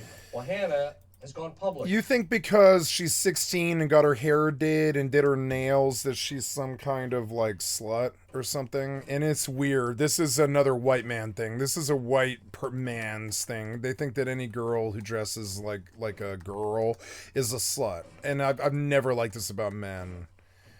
You don't know shit about women's clothing. Don't talk about it like that. It's weird. And it's like, just because she's got fingernails, she's somehow, this is like her fault, right? It's victim shaming in a way. Quickly, even boasting about meeting teen sensation Miley Cyrus while in New York. The Lakeside She met Miley Cyrus. Social media postings. She's not a normal teenage Including girl. her excitement at meeting pop star Miley Cyrus. She posted these Instagram photos of her and a friend in New York City over the weekend. One of her followers comments about if she's there to sell her story. Her comments and her pictures, it's not what you would expect from a true survivor. And in general, the 16-year-old does not seem upset. This is a girl who was abducted by a 40-year-old family friend who told her he had a crush on her and then murdered half the family. And you see What? an Instagram account with smiling faces throughout. She had just told me that she finds it disturbing how Hannah's acting. We haven't seen her grieve at all. Quoting Hannah's great aunt, my intention was not to hurt Hannah or cause her any distress. Nah, she's a teenage girl. She can't show it. Many questions which have not been answered. Tuesday evening, Life is hard for teenage girls. her friends titled "Hanging with the Homies." Hannah goes on this website called ask.fm where people can anonymously ask questions. And people start asking her questions and she answers them. Just plain strange. Going on the site Ask FM, someone asked, how did he separate you from your mom and brother? He tied them up in the garage. How did he keep the fire a secret? He had it set where it would catch fire at a certain time. Another question is, what was the first thing that came to your mind when you got kidnapped? If my mom and Ethan were okay. She adds, I wish I could go back in time and risk my life to try and save theirs. I will never forgive myself for not trying harder to save them. Which is true. Sounds true to me. He would have killed me. Why didn't you tell your parents he creeped you out? In part, he was my dad's best friend and I didn't want to ruin anything between them. He said it was more like a family crush, like he had feelings as in he wanted nothing bad to happen to me. Yeah. Did he R-word you? No. I'm not allowed to talk. Oh, yeah? Wow, he did. He raped you. He raped you. She was you. asked why when they ran into those horseback riders. I feel for this girl. She's just young and impressionable. I had to act calm. I didn't want them to get hurt. I was scared he would kill them. Yeah. Did you have your phone when you got kidnapped? No, it was burned in the fire with everything else. Why did you tell the horseback riders we're all in trouble now? She says, I don't remember saying that. So based on these questions and answers, there were some inconsistencies that came out and this is when people started saying, wait a minute, her story's not adding up. So he said it didn't look like she was being held against her will. It didn't look like she was being held against her will. Tragedy spun out a half a dozen theories. According to investigators, they said that she didn't know that her mom and brother were in danger or killed on the property or anything, even though she was there on the property. Then the whole thing where she says, we're all in trouble now, when the horseback riders found her. They're like, if you didn't think anything was wrong, why would you think you would be in trouble? That's one thing that people are talking about. The other thing is the phone. So she said the phone got burnt in the fire, but there were reports, several articles that say that she had her phone returned to her and that's what she was using to do all these posts and things on social media. Hannah appears to be using that phone again following her rescue and DiMaggio's death, sending out this picture of her and her cat. So I'm like, are the articles wrong? Is that what really happened? I can't really tell for sure, but I mean, it's an inconsistency. It's weird because I think I see a generation gap here where the media isn't like social media based, right? They're based out of that, but they're not like based out of it like her. And like, so her entire life is social media, and I don't think they're understanding this. I know because like Cloud Candy was the same way. Like their generation, they're entirely social media based. So if you really want to know if if she was dating Uncle Jim, is a better question would be, was he on her Instagram? Was he on her Facebook? Because and that's weird because like these people are talking about like oh, she's taking pictures of her and a cat, and it's weird. That's weird to them because they see it as like suspicious behavior, but it's not weird to me because that's what people from her generation do. You know. consistency, but I don't know how you want to interpret that. According to the police affidavit, I interpret it as August 4th, social media the day stuff. the house was burned, the police say that her phone was turned off at 4 p.m. Jim's phone was also turned off at 4 p.m. But before that happened, Oh no, they Jim turned their went to phones pick her off. up from the cheerleading practice. That's not good. They had 13 phone calls between them. Oh my So people god. are like, what were the 13 phone calls about? And the affidavit said phone calls. But Hannah said they weren't phone calls, they were text messages. The phone calls weren't phone calls, they were text because he was picking me up from cheer camp and he Cheer didn't know camp. the address or where I was, so I had to tell him the address and tell him that I was going to be in the gym and not in front of the school, just so he knew where to come get me. So then people were like, wait a minute, the affidavit says it was phone calls, and she said it was text messages. Like, which one is it, phone calls or text messages? And so the media, they went to ask the sheriff's office, like, what's with the inconsistencies? And they said, quote, we cannot immediately explain the discrepancy. That's what they told the Associated Press. Then there was the whole thing with her knee injury, how it was on one leg and then the brace was on the other leg, and people were like, which leg was it? There are other contradictions. These pictures of Hannah with a knee brace on different legs on the same day. One explanation she gave was that she hurt one in Idaho. The other was an old sports injury. I believe that she was faking her injury. People were starting to say that Hannah was, I don't know, A liar? or knew it was going to happen, or it just somehow is not telling the truth 100%, but like, how far does it go? I don't know, but rumors were swirling, especially because they felt like her grieving was non-existent. Hannah Anderson arrived at the memorial service for her mother and brother seemingly in an upbeat mood. In the funeral, she seemed to be laughing. People were like, she had a frappuccino. I'm like, the frappuccino? Okay, whatever. She had a frappuccino. Was she supposed to not eat and drink? She had a frappuccino. The weird thing was how much she was laughing and smiling. There's even one little clip where like her friend seems more upset than she is. But then again, everyone processes trauma and grief differently. So it's kind of like, kind of sticky. Like, do we even want to go there? But people were going there. People were mentioning how she said that she was writing those letters to Uncle Jim because she wasn't getting along with her mom. And people said that when she talked about her brother, she cried, but when she talked about her mom, she didn't show any emotion. He had a really big heart, and She's in love with him. she was strong-hearted and very tough. And so people were starting to say maybe she wanted her mom out of the picture, or she was unhappy with her mom. Maybe Uncle Jim just took it to the left or something. I don't know. Did they conspire? I mean, it was theories up the ass. Adding to the speculation and the mystery is how secretive the police were, because in their mind, the investigation was over. They didn't want to talk about it. She was a minor, and so nobody could make them release any of this information, and they weren't doing it, but it only added to the speculation. Remember those 2 used condoms that were found at Jim's cabin? Well, one of the news networks, I think Channel 8 or something, they went to ask the sheriff's department, like, did you guys test it for DNA? Like, was there female DNA in there? Was there male DNA? Like, what's up with that? They declined to answer, declined an interview. Adding fuel to the fire was Uncle Jim's sister, because people didn't like her. She came out and she was talking really bad about Hannah. I remember very vividly telling my brother, she's trouble. I said, you need to watch out for that one. She's trouble. But if as you believe she was trouble, then it may well be that your brother became infatuated with her. You know, Jim did express at that time that she stated that she was, very upset with her mother.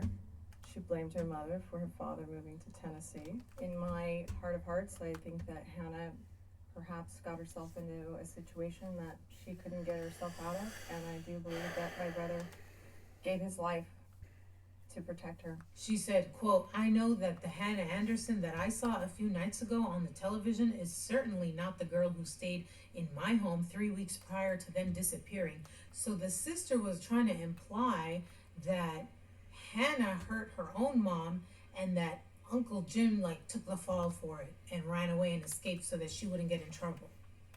So then another twist, which is the life insurance policy. Jim DiMaggio's life insurance policy was $112,000, and he had changed the beneficiary in 2011, 2 years before this all went down. He changed it from his sister was supposed to get it originally, then he changed it to Hannah's grandmother, Bernice Anderson, and it was for her to take care of Hannah and Ethan. And then people came out and said, wait a minute, there are rumors that Uncle Jim is actually Hannah's father. What? And we want a DNA test. And remember, in the car, in Christina, the mom, her car had a DNA swab test kit. So now it was like, wait a minute, did she have an affair with Jim and that was his daughter? But then there was this twisted love triangle between Christina and Jim. And You guys are crazy. You are crazy. Father, Brett, he came out and he said this is disgusting, and they refused to do the DNA test, and the DiMaggio family dropped their request for the DNA test. They refused the test, though. I don't know. Talk about history repeating itself. Fucking weird. Weird. That Uncle Jim's father had an eerily similar situation as Uncle Jim did. So, first of all, they both died on the exact same day, August 10th. But Jim's father killed himself. And guess what Jim's father also did? Jim's father also tried to kidnap a 16-year-old girl that he had feelings for, just like Uncle Jim did. So it's like, was it a pathology? Was he recreating his father's footsteps? I don't know, but let me read you the stuff. What? It happened in 1988.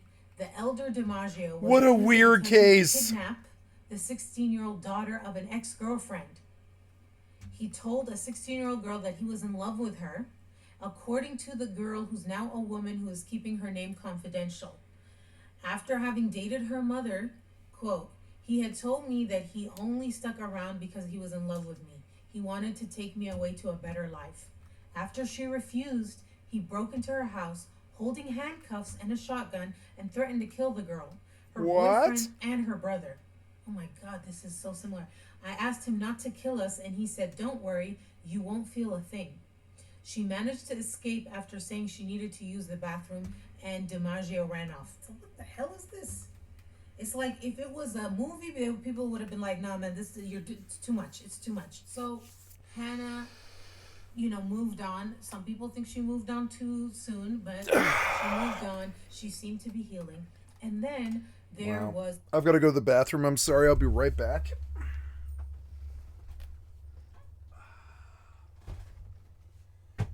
I'm going to log out while I'm away. Exit.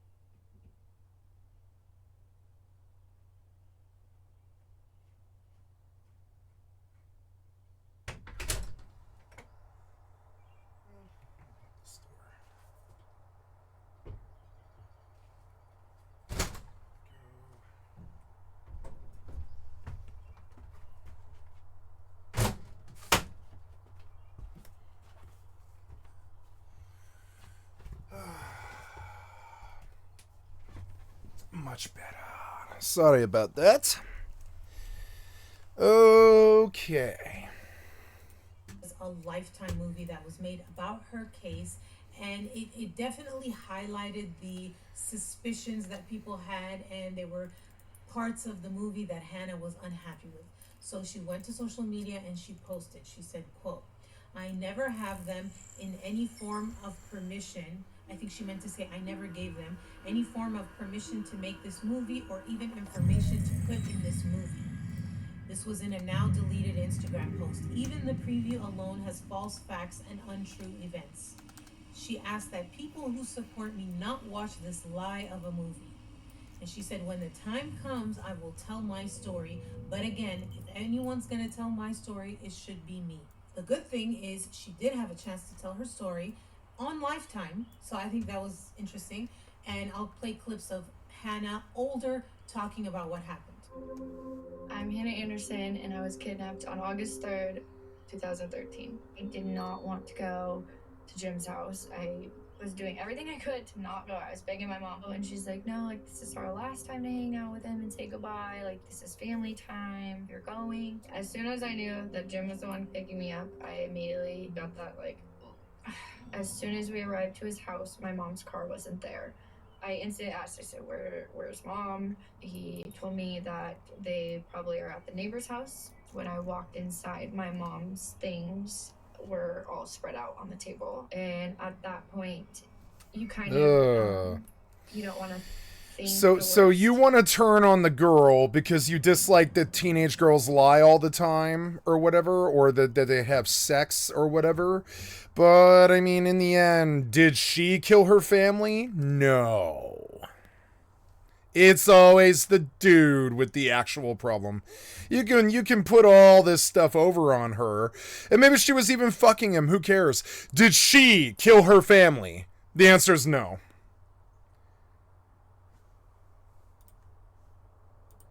So I sat down on the couch, put the handcuffs on. He sat down and he told me that he gives up. He couldn't do it anymore. He told me that he wanted me to help him get to Idaho. He was super vague about it. Didn't, really give me any details.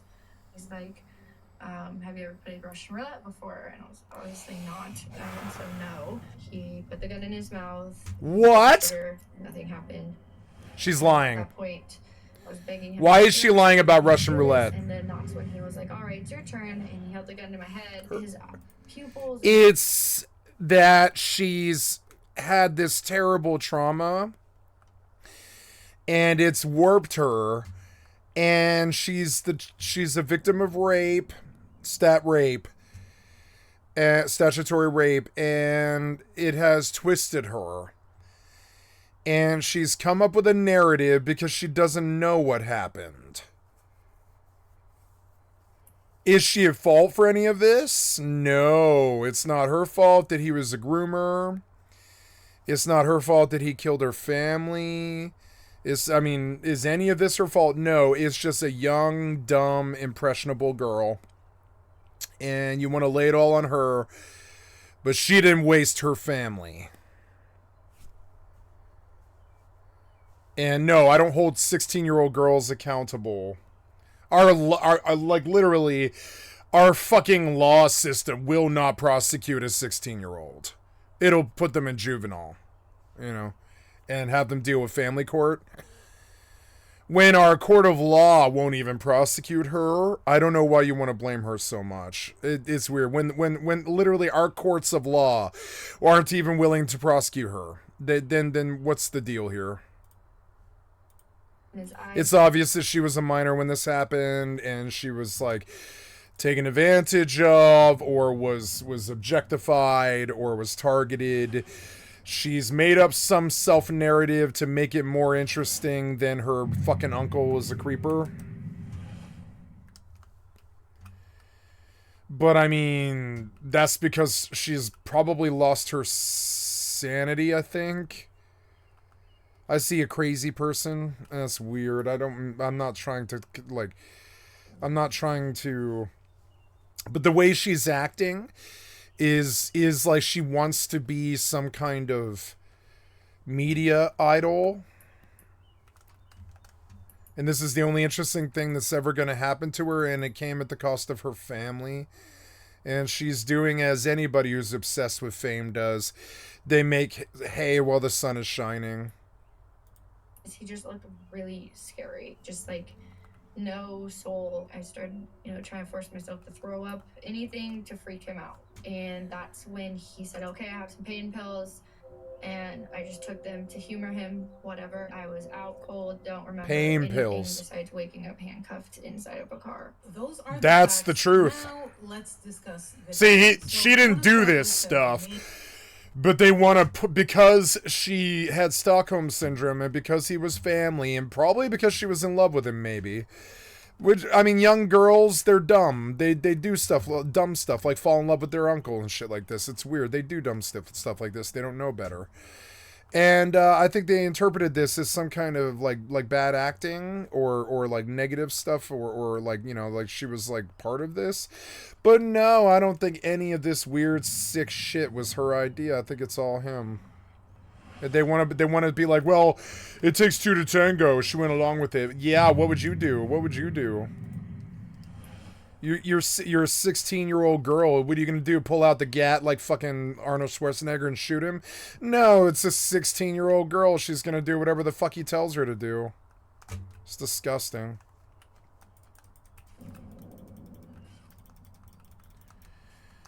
The amount of victim shaming that I've seen of late in the last like 15 years is so weird.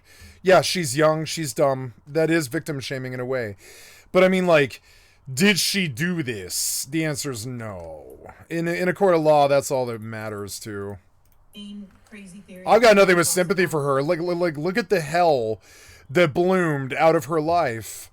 Look at the terrible things that happened to her family. And I feel for her. She is a victim. Which is that Hannah It was not her. was somehow involved. No. This was not her idea. And even if it was, even if it is her idea, he's still the one who was the hatchet man. And that's how our court of law works. They say possession is 9/10 of the law, but really it's more like intent, right? Intent is 9/10 of the law. So even if she convinced him to do it, he was the one who did it. He's the only one culpable here. This is why we have the Saw movies and all this. It's like get the victim to kill themselves or whatever, right? It's disgusting, but that is humanity. That's how sick and fucked up they are. It doesn't matter if she came up with it. He was the one who did it, and that's all that matters. And honestly, he's an idiot if she got him to do it, Now,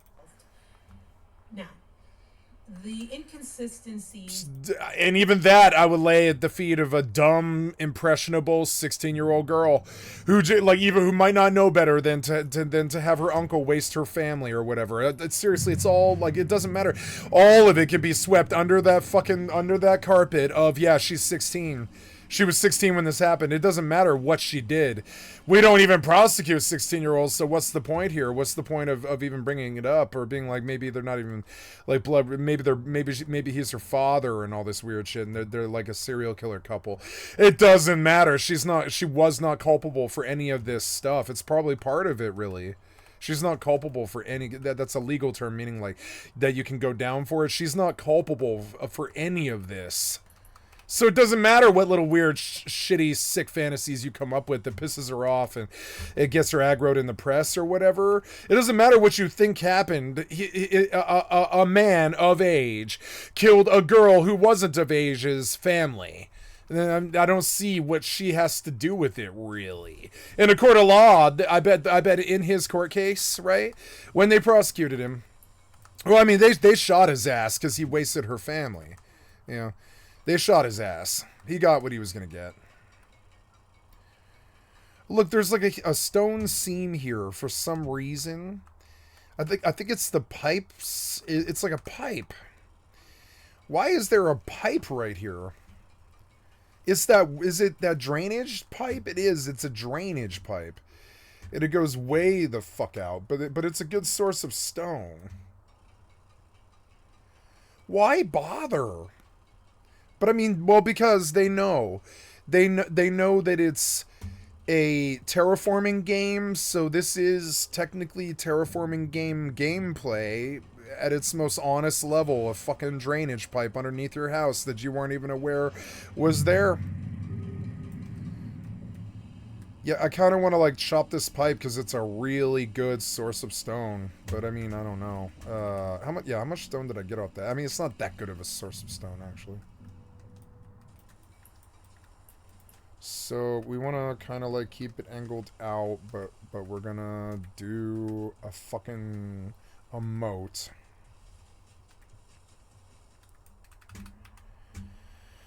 Oh, I want to go, before the store closes, I want to go sell him stuff. So it doesn't matter. It doesn't matter even if she got him to do it. It doesn't matter. We wouldn't even prosecute her if she did. We would be like, the worst that would happen would be like 2 years in a fucking, like, inpatient mental health facility for minors. That's the worst that can happen to her, and she knows it. She knows it too. So it doesn't matter if she's complicit.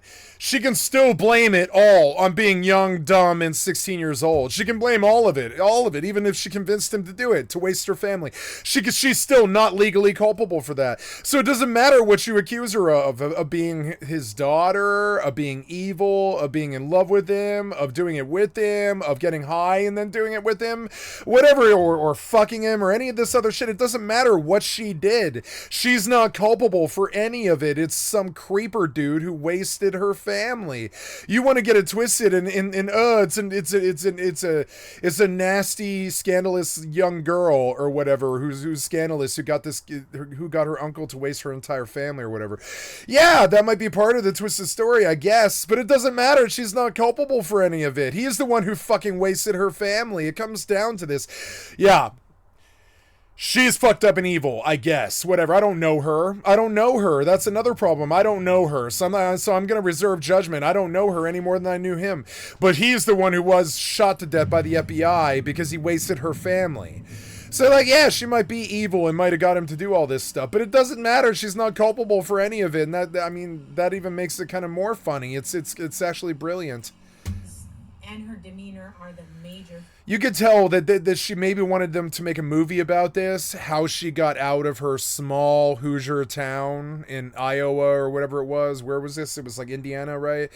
Like, she wanted to get out of her small town in Indiana. They make Hollywood movies about this, about how to get out of the small town. There's a really famous one called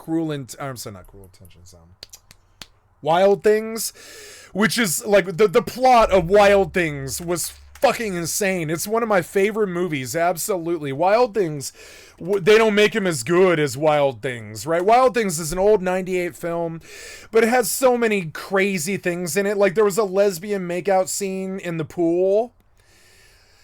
These girls, they like, one's poor and one's rich, and they join forces to frame their fucking, their teacher for child molestation. And then Bill Murray's part of it. Bill Murray shows up, and Bill Murray's like the lawyer or something, I forget, and Bill Murray's in it, and he's corrupt, and he's part of it too. And you find out at the end of the film, they literally have to do a 10-minute breakdown of all the things that they hinted at that you didn't really put that you didn't really totally get, right? And this was a genuinely really well done film. There was beautiful people in it. It was, it showed the good side of Florida. Like, you think Florida's all fucked up, but no, Wild Things showed a really beautiful side of Florida that we all sort of knew about Florida but never see.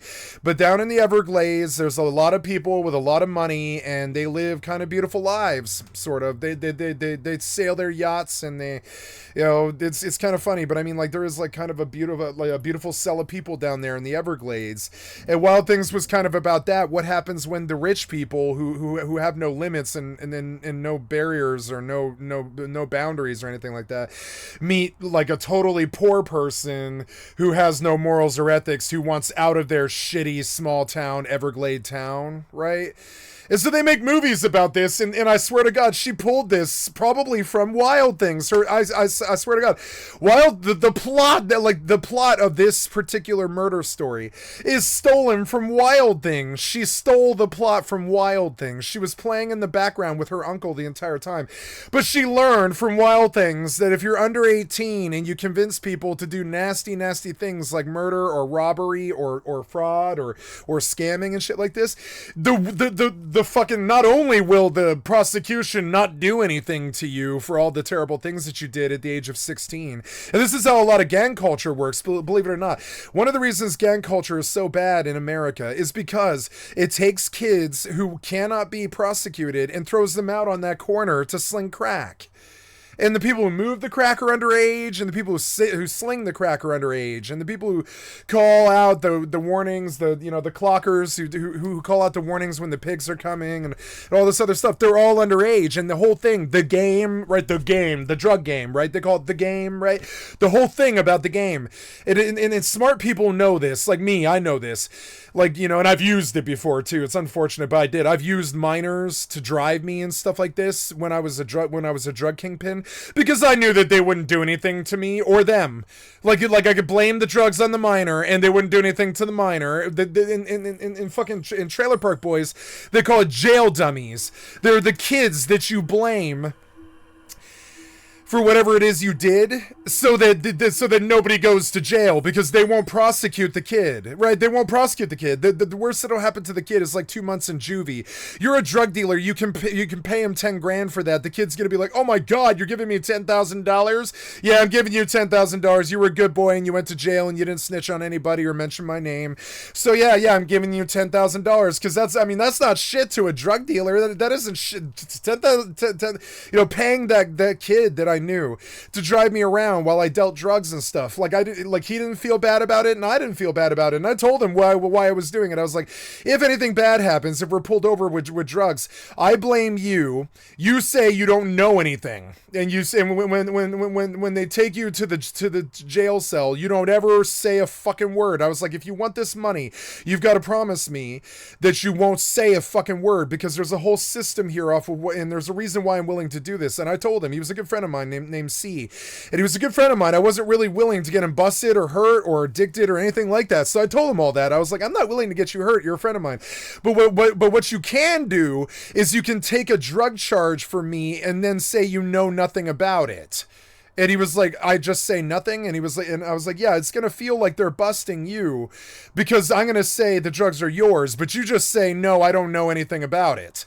And in that way, and even if they do like bust you for possession while you're in the car with me, it doesn't matter. You're under 18. And he was like, so you're abusing the fact that I'm under 18. And I was like, yes, I'm going to ride the fact that you're under 18, and I'm going to pay you $20 an hour. And he was like, oh my God, that's like twice what they pay me at the crappy sandwich place. And I'm like, yeah, I know.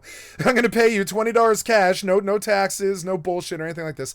I'm going to pay you $20. And I did. I paid him $20 cash for, I don't know, I must have used them for, I don't know, 200 hours or something like that. It was expensive, but I mean, like, it was safe. It was safe. It was safe for him.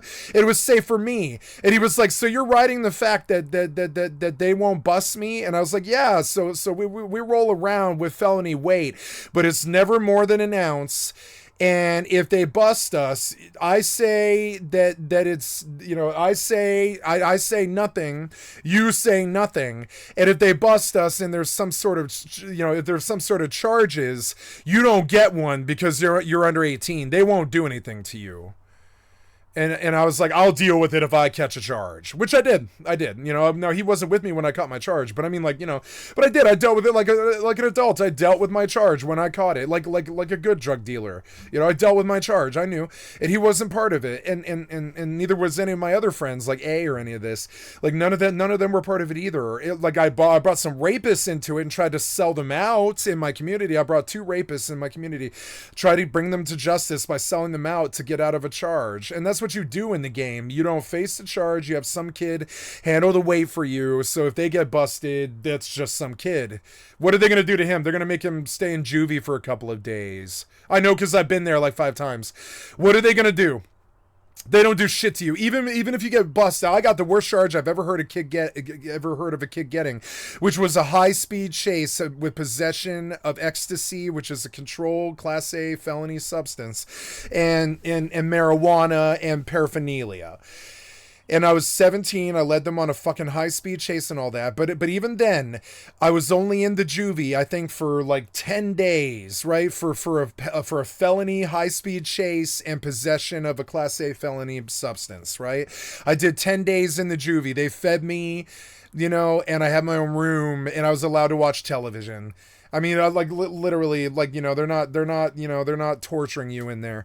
So and so I knew ever since like that, and you know, them talking about jail dummies on Trailer Park Boys, you begin to understand that, yeah, like the plot of Wild Things, you can be a 16-year-old girl and get an idiot to do anything, really, probably with sex, frankly, like which is just sad. Like, how does a poor girl from a poor small town in, where was this? Was it I think it was in Idaho or Indiana, one of the I's, right? Iowa, India. Okay, there's 3 states in the union that I just will never live, and it's Indiana, Iowa, or Idaho. I just won't do any of those 3 because I know, because I've lived in those places, and I know. I know what it's like. It's endless cornfields and drinking, and people who are so bored that they'll do shit like this. Like shit like this, where they like convince their uncle to waste their family. People that bored. Like I know what the real problem is here. Hoosier was bored in her small town. And I know what the real problem is here. You should have just got her. Now, there's all these pictures of her in New York and L.A. Get that girl to New York and L.A. immediately. Don't have her waste her family with her uncle or whatever. Just get that girl to L.A. She shouldn't be stuck in her small town. It should be, like, honestly, it shouldn't be forced on you to live in America, to live in a shitty small town with your shitty, ignorant family, with no money, and, like, you know, and just in all these things that I view that as a form of torture, and I think a lot of small town kids are stuck in that reality, and I think it should be an option. I don't think you should have to be small town trailer park trash if you don't want to. And yeah, these people will do things like the plot from Wild Things to get out of their small town. They'll do anything. Remember that lady who strapped a bomb to the bank robber's neck and got famous for like the shittiest, most dumb, most like over-involved, over-plotted fucking bank robbery in history? And she was so crazy. She was doing stuff like strapping a fucking bomb to somebody's neck to get them to rob a bank for them, because it's not them robbing the bank, is it? It's somebody else, and you can blame the person who robbed the bank, can't you?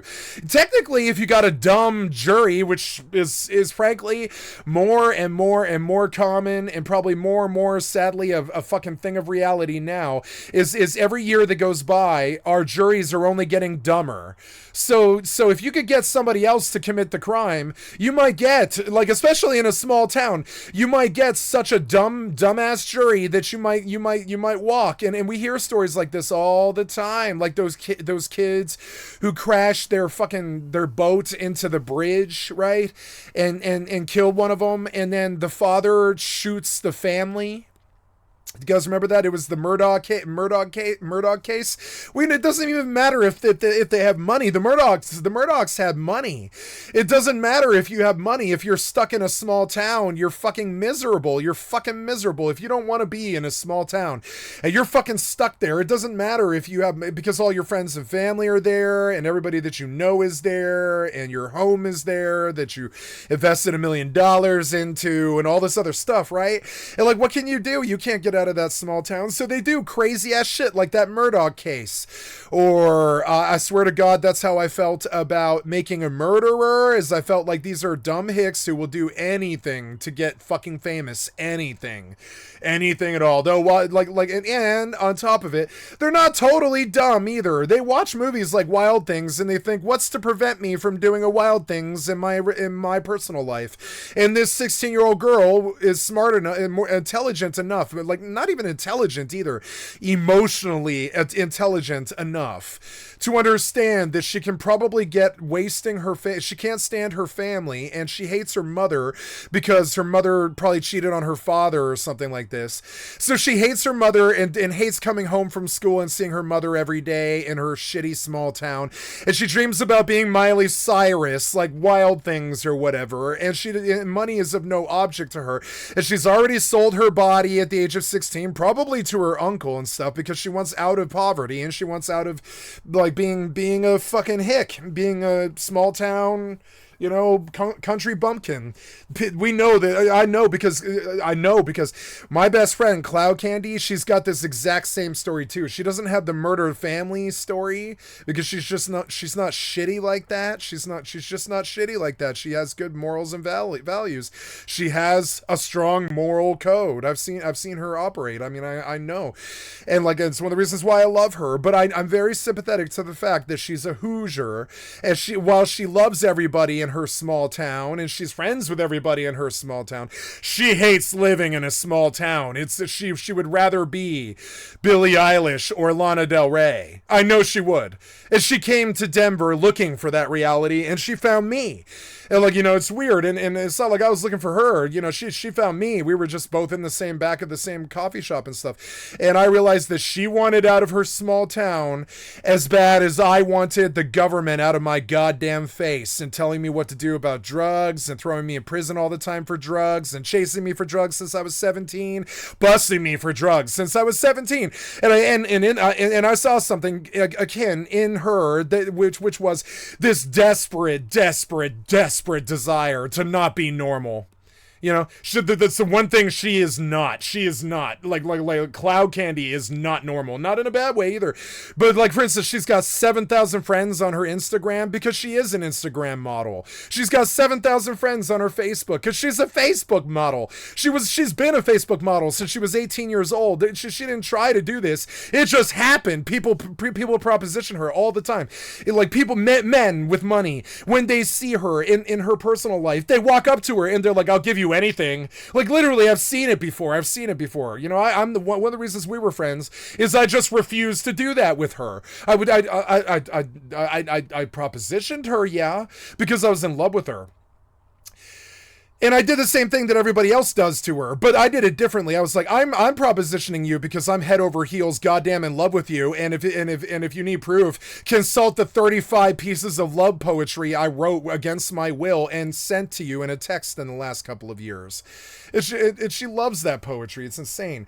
And she loves that. She asks me to write it. She's like, oh my God, like write me more poetry. And I'm like, okay, you know, I am actually head over heels in fucking love with you, and it inspires really good fucking poetry, so I'm going to use it. And I did, and I wrote her a lot of poetry.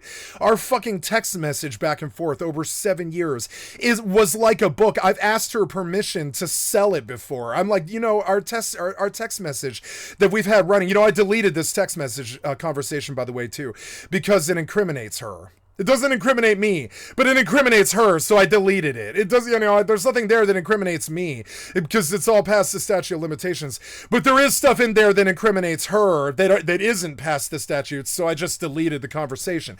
But in my lifetime before, I told her at the end of the like 6 years, I was like, this conversation that we've had over text for years and years, I think it's the greatest book ever written. It has the most interesting stuff ever written. It has love poetry in it.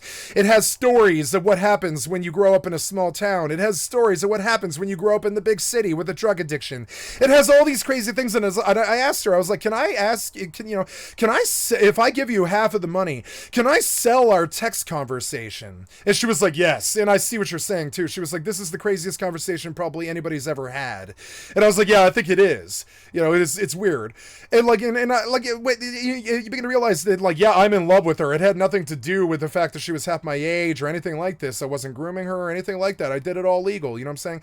It's that, you know, It's that when you meet somebody and they are the love of your life, it gives them so much goddamn power over you. It's insane. It gives them so much power. Being sprung is terrible. It's fucking terrible. It gave that girl so much power over my entire goddamn life. And she knows it. She knows it still. It's one of the reasons why we stay away from each other.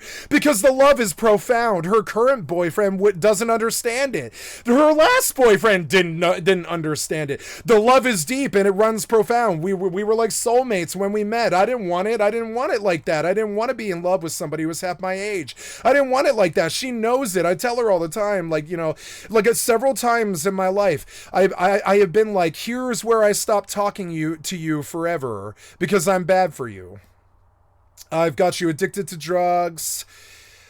I've got you strung out in the gutter for years. I've been a bad influence. I've not done anything bad to her, and I've not done anything against the law with her. But I mean, like, you know, but like, you know, but I was a terrible influence on a 22-year-old girl. I was a terrible influence. It was even okay this year to say at the end of the long 7-year conversation, I said, never speak to me again. That's how I closed the conversation. I was like, never speak to me again.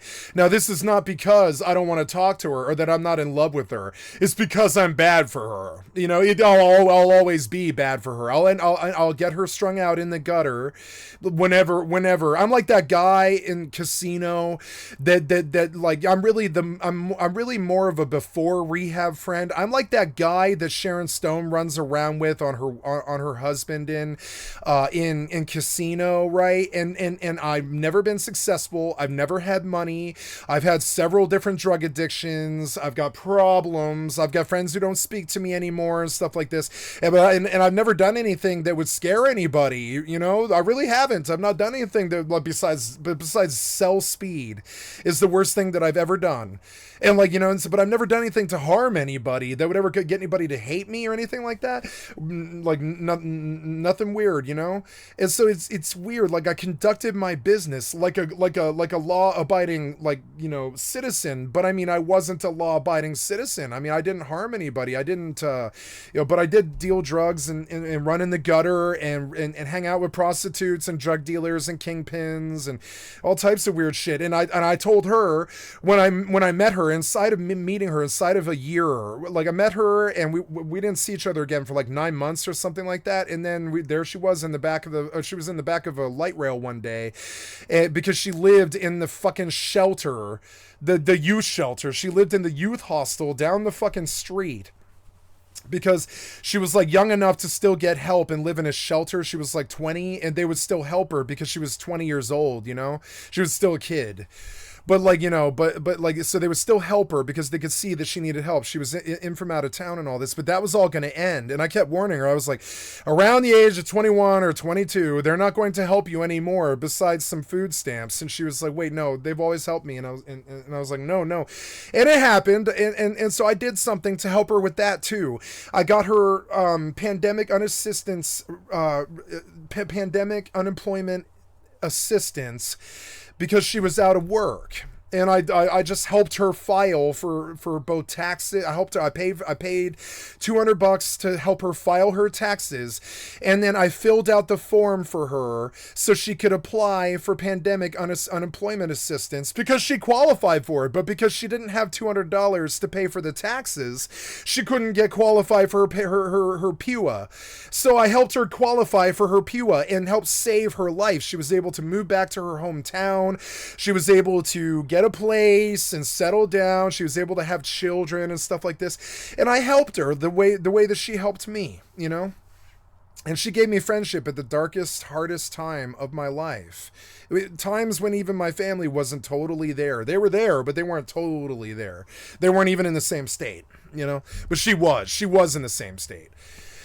And so, you know, and so, yeah, and having watched what Cloud Candy will do to get away from her small town and living small town life and the small town pighead judgment about sleeping with girls, like she's slept with girls before, and she knows that the people in her town doesn't like that. Like, you know, there's things that you know, there's things about living in the small town that she can't stand. There's things that she loves and she can't she can't do without, like her high school friendships and her high school boyfriend and all this stuff. But I mean, like, overall, like, you know, but overall, she's kind of this like Lana Del Rey Los Angeles girl who sleeps with girls and dresses up in $1,000 to $3,000 clothes and dresses up in $1,000 to $3,000 makeup and lives like supermodel life and does designer drugs and all that. But she's also, you know, country bumpkin from small town Indiana. You know, there's a song by one of my favorite bands. I think they are my best friend's favorite band, but they're called Sneaker Pimps, and they did a song called Small Town Witch. Right? And I swear to God, like Cloud Candy was my small town witch, and she is a witch too. She's the most powerful magical sorceress I've ever even conceived of, much less met. When you understand the power that she has to read the stars and tell you what's going to happen in any particular situation, she was like, when she met me, she was like, oh no, this is a bad relationship that isn't going to work in the long run. And I was like, really? All I want to do is be friends. And I was like really shocked by this, but she was like, yeah, I read the stars. And she was right. She was like, I read the stars and this relationship is doomed. And I was like, oh, really? And she was like, yeah, the stars don't lie. And she's right. The stars don't lie. They don't lie. You know, I have no fault in our stars or whatever. They don't, like, right? See, so she is a small town witch. She's the strongest magical practitioner I've ever fucking met. My best friend, he runs a fucking ashram, and I've seen him do all kinds of crazy magic in my life. He doesn't weigh up to her. She's got real power. I watched her walk in places and just ask for everything that they've got, and they just give it to her because she's got that, like, her power is beauty, but it's not just that. It's also innocence and strength. She's a survivor. She's always gonna survive. She's one of those people that are gonna live until they're 108 years old or something like that. There's no bullet made that could kill her. There's no drone. There's she's a survivor, like, full blown. There's no bullet that could kill her. It's insane. Like I believe her to be this powerful. I think she could probably stop the bullet midair if she had to. It's like that. She's that fucking strong in the Force. It's insane. When I saw the endless fount of mana energy that is her soul, I desired it like it was a fucking listen how sick I am. Like, I desired her magical power in my life because I figured it would solve all of my problems, which it did. For years it did solve all of my problems. I fixed my addiction. I'm no longer an addict. Like, her love fixed everything in my life. Everything. Her love, just her love. Like, that's all it was. It was love. You know, there was times when I would, like, wake up at 4 a.m. because somebody had texted me, and it's her there saying that she loved me. You know, it wasn't my idea. It's not like I asked her to say those things. That's her. That was, you know, like her telling me at like 4 a.m. that she loved me. It wasn't my idea, you know, and she's done this many times in her life because we had this, like, best friendship thing. She was my small town witch, and I know firsthand what a small town witch will do to get out of their small town, I know what they will do. I know because my mother did it. I know my mother got out of Omaha, Nebraska. I don't know how she did it. Oh, I do. But she went to work for AT&T, and she eventually wrote her own check, and she wrote her own maternity leave and built her own company after she worked at AT&T for 30 years.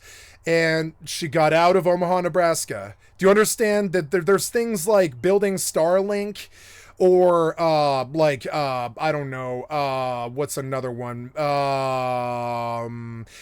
the Challenger shuttle stuff that they give Elon credit for, I still don't think is as amazing as getting out of your small town.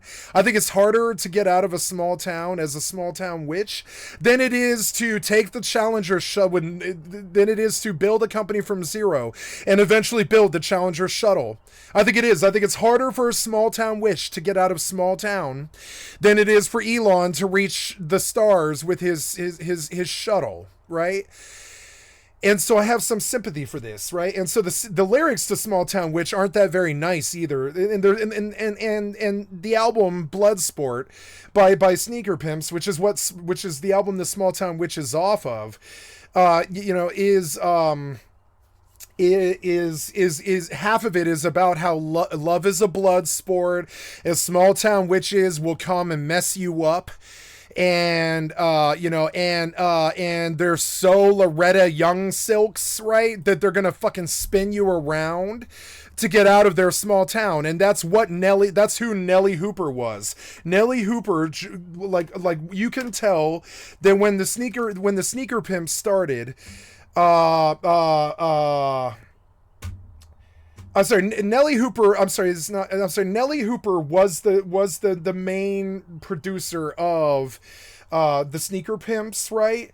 But he's worked with No Doubt and Madonna and Garbage and Bjork and all this stuff, right? I think, or maybe I'm getting the names mixed up. I'm sorry, but the Sneaker Pimps, right?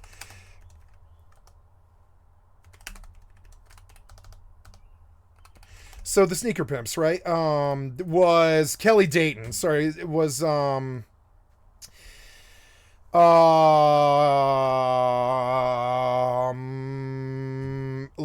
Howe and guitarist Chris Corner and Kelly Alley. I'd have never known her name. And then Kelly Dayton as lead singer plus guitarist Joe Wilson, right? And so there's a male singer, Liam Howe, but then there's the lady who sings Six Underground. Bring me down, Six Underground, right? I can't sing it without the music in the background. I'm flat. But and they did Six Underground, right? And so Sneaker Pimps was one of the most formative bands for me ever. And they wrote like one of my favorite albums of all time, which is Bloodsport. And on that album, Bloodsport, they like pretty much opened my eyes to something that was going to happen in my life, which is that love is a blood sport, and it tore me apart. And the people that tore me apart were small town witches, black sheeps, Loretta Young silks. And they make you do stuff like sing Mayday, like Mayday, like I sing Mayday all the time, right? And how love is a blood sport, and that I need to think harder. I need to think harder when I'm in love, right?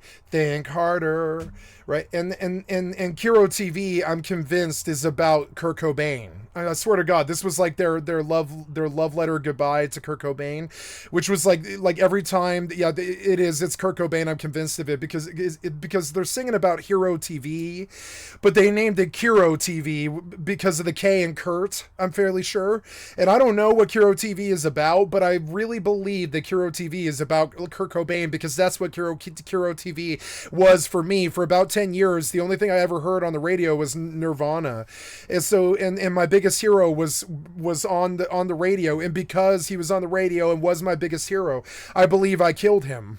I mean, I don't think that I killed Kurt Cobain, but I believe that Kurt Cobain is dead because my generation worshipped him more than God.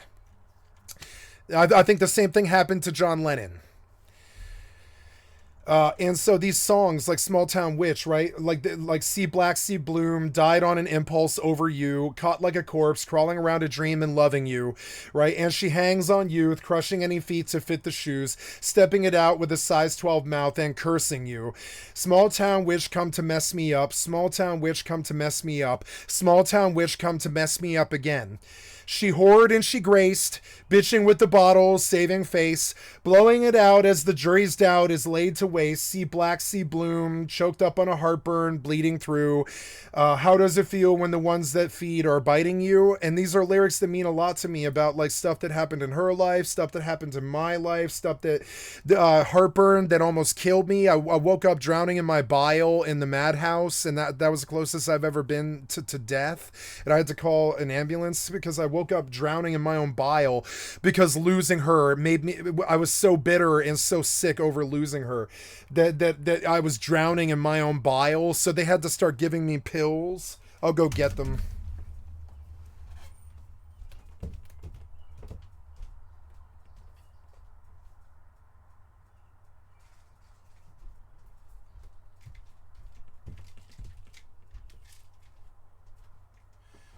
Yeah, I gotta block the label because it's doxing myself, right? But here's the pills, right? And yeah, they give me pills called omeprazole because I wake up drowning in my own bile because I'm that sick over losing her, which is fucked up. And like, and she was the love of my life, and it's fucking annoying. And so these things, they play roles in my life, and our friendship was something that her boyfriends don't understand. And her father probably wouldn't understand it, and like her friends wouldn't understand it. I don't really understand it. It was fucking annoying. Like the day we met, we ended up telling each other our life stories for 5 hours. Things that literally you would have to torture her. Like you would have to torture her to admit. She just freely told me because she could tell something was special there. And there was something special there. She just told me everything she knew about everything she had learned in the 20 years that she had been on the planet. And I did the same thing. I told her everything I knew pretty much in the 5 hours that we met. I told her everything I knew. I just reported to her like she was my wife or something like that. And I just told her everything that had ever happened to me and all my problems and all my addictions. And I just told her, you ever had that before? She told me everything she had ever done, everything she was doing. She, everything. It was just weird. And it was crazy. And that the connection was so deep. And I don't like it. I don't like that she has this much power over me. I like the love, and I like what the love did for me. It fixed my life, and it brought me back from the brink, and I'm still alive because of it. I got out of the madhouse with it. She was the carrot at the end of the stick, right? And all this stuff. And she still is. She's still the carrot at the end of the stick. Whether I ever see her again, I live this ideal where I'm like working out every day and losing weight and getting stronger and better and all this. And it doesn't matter if I never see her ever again. I want to live up to the idea of being worthy of her. And I don't care if I ever see her again. I'm still going to live up to the ideal of who I want to be, whether I have her or not. And so they wrote a whole bunch of songs, on this album, they wrote a whole bunch of songs about her, basically. And they were writing about the lead singer of Sneaker Pimps, this lady Kelly. I think that was her name, right? I don't know. Yeah, it got a mediocre response, but this was a really, really good album. And so was Splinter. And and Loretta Young Silks is about her too. There's a bunch of songs on this album. This is maybe my favorite album. It's close to it. It's not entirely, but it's sort of de facto my favorite album because I think it's my best friend's favorite album. It's sort of weird, but I know every note and every word on this album. And yeah, I kind of got spun around by Loretta Young Silks. No, sell. Sell. Can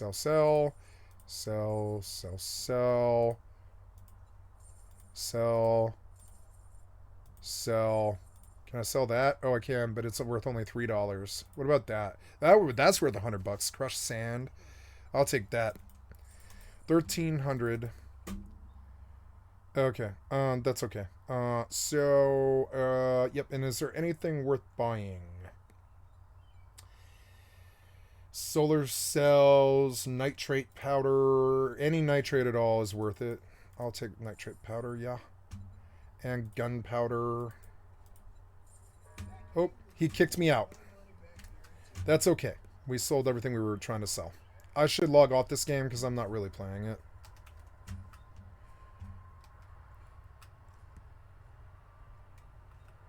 Yeah.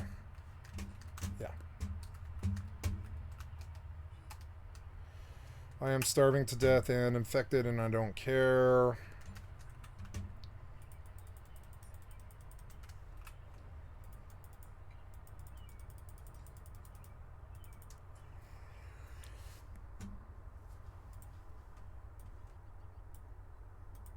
things behind this theory. The fact that her leg injury seemed to change, the fact that she said we're all in trouble now, the fact that she was on the phone calling him and he was calling her 13 times before. Yeah, that's a love relationship. They're like together. That's creeper. And she used him. And they write movies about stuff like this, and she used him to kill her family. And it's weird. It's like Wild Things. I guarantee she pulled this from the plot of Wild Things. Life is so weird. Like, truth is always stranger than fiction. Everything happened. The fact that she was upset with her mother. The fact that she seemed to show no sadness, at least publicly, None. that anyone could see or on social media. By the way, when you 'Cause she hated her mother. molested as a child, which it's very likely she was with this Uncle Jim, you can compartmentalize. Okay, like, I have had times in my life where I didn't get along with my mother, but I've never hated her. You know, I've never hated her. Just that I don't have that kind of hate. I don't have that kind of thing in my soul. You know, I've never hated my mother. There's been times when I hated being around her, and I'm sure she hated being around me because I was like a drug addict. You know, but have I ever hated her? No. She's my family, my only family, really. Not my only family, but the only family that I talk to. I like my cousins, but they weren't like me. You know, I like my cousins, I love them, but they're not like me. They have these privileged lives. They never broke any rules. They always had like a foundation to stand on, like a college education was a given for them, you know. On a level that some people who haven't been through this cannot imagine. I like my cousin.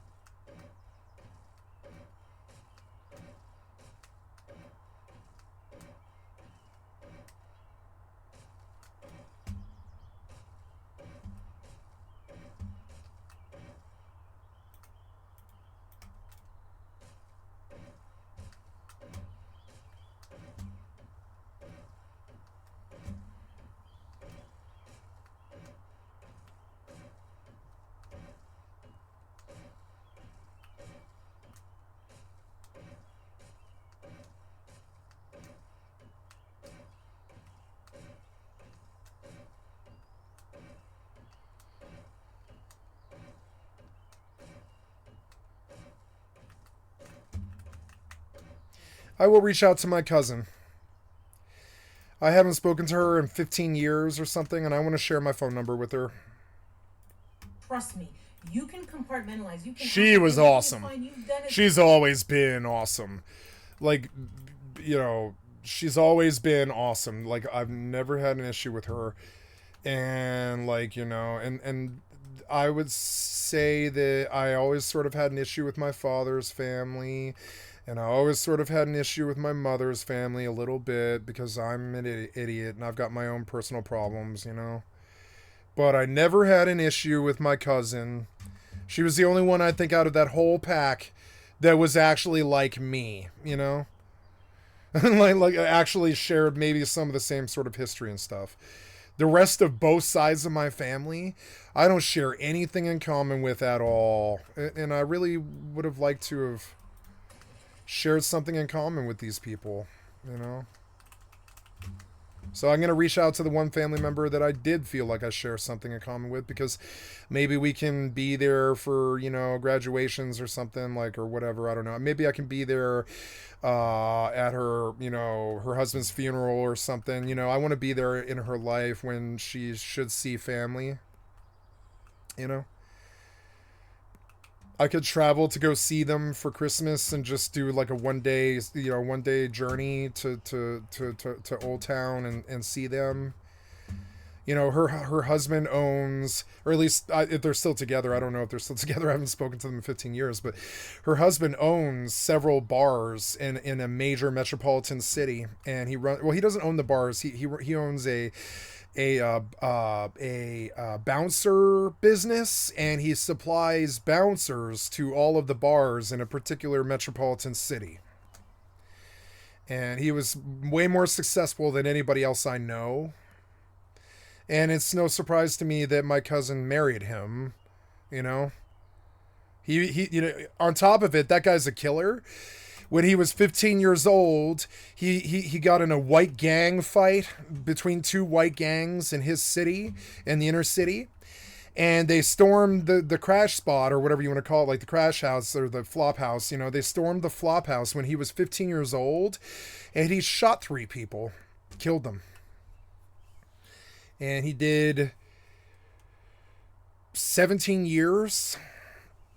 And she met him when he was, I don't know, 39 or something like that, or 36, I think. That's when, right about when I met him too. Like, he was like a little bit older at that point, but yeah, and he looked me right in the eyes, and he was like, "You're gonna need to understand that I did spend 17 years in federal county for murder."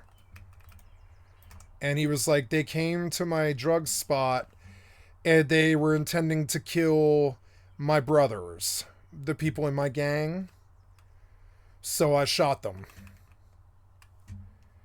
And I was like, okay, I don't care about that. Are you going to shoot me?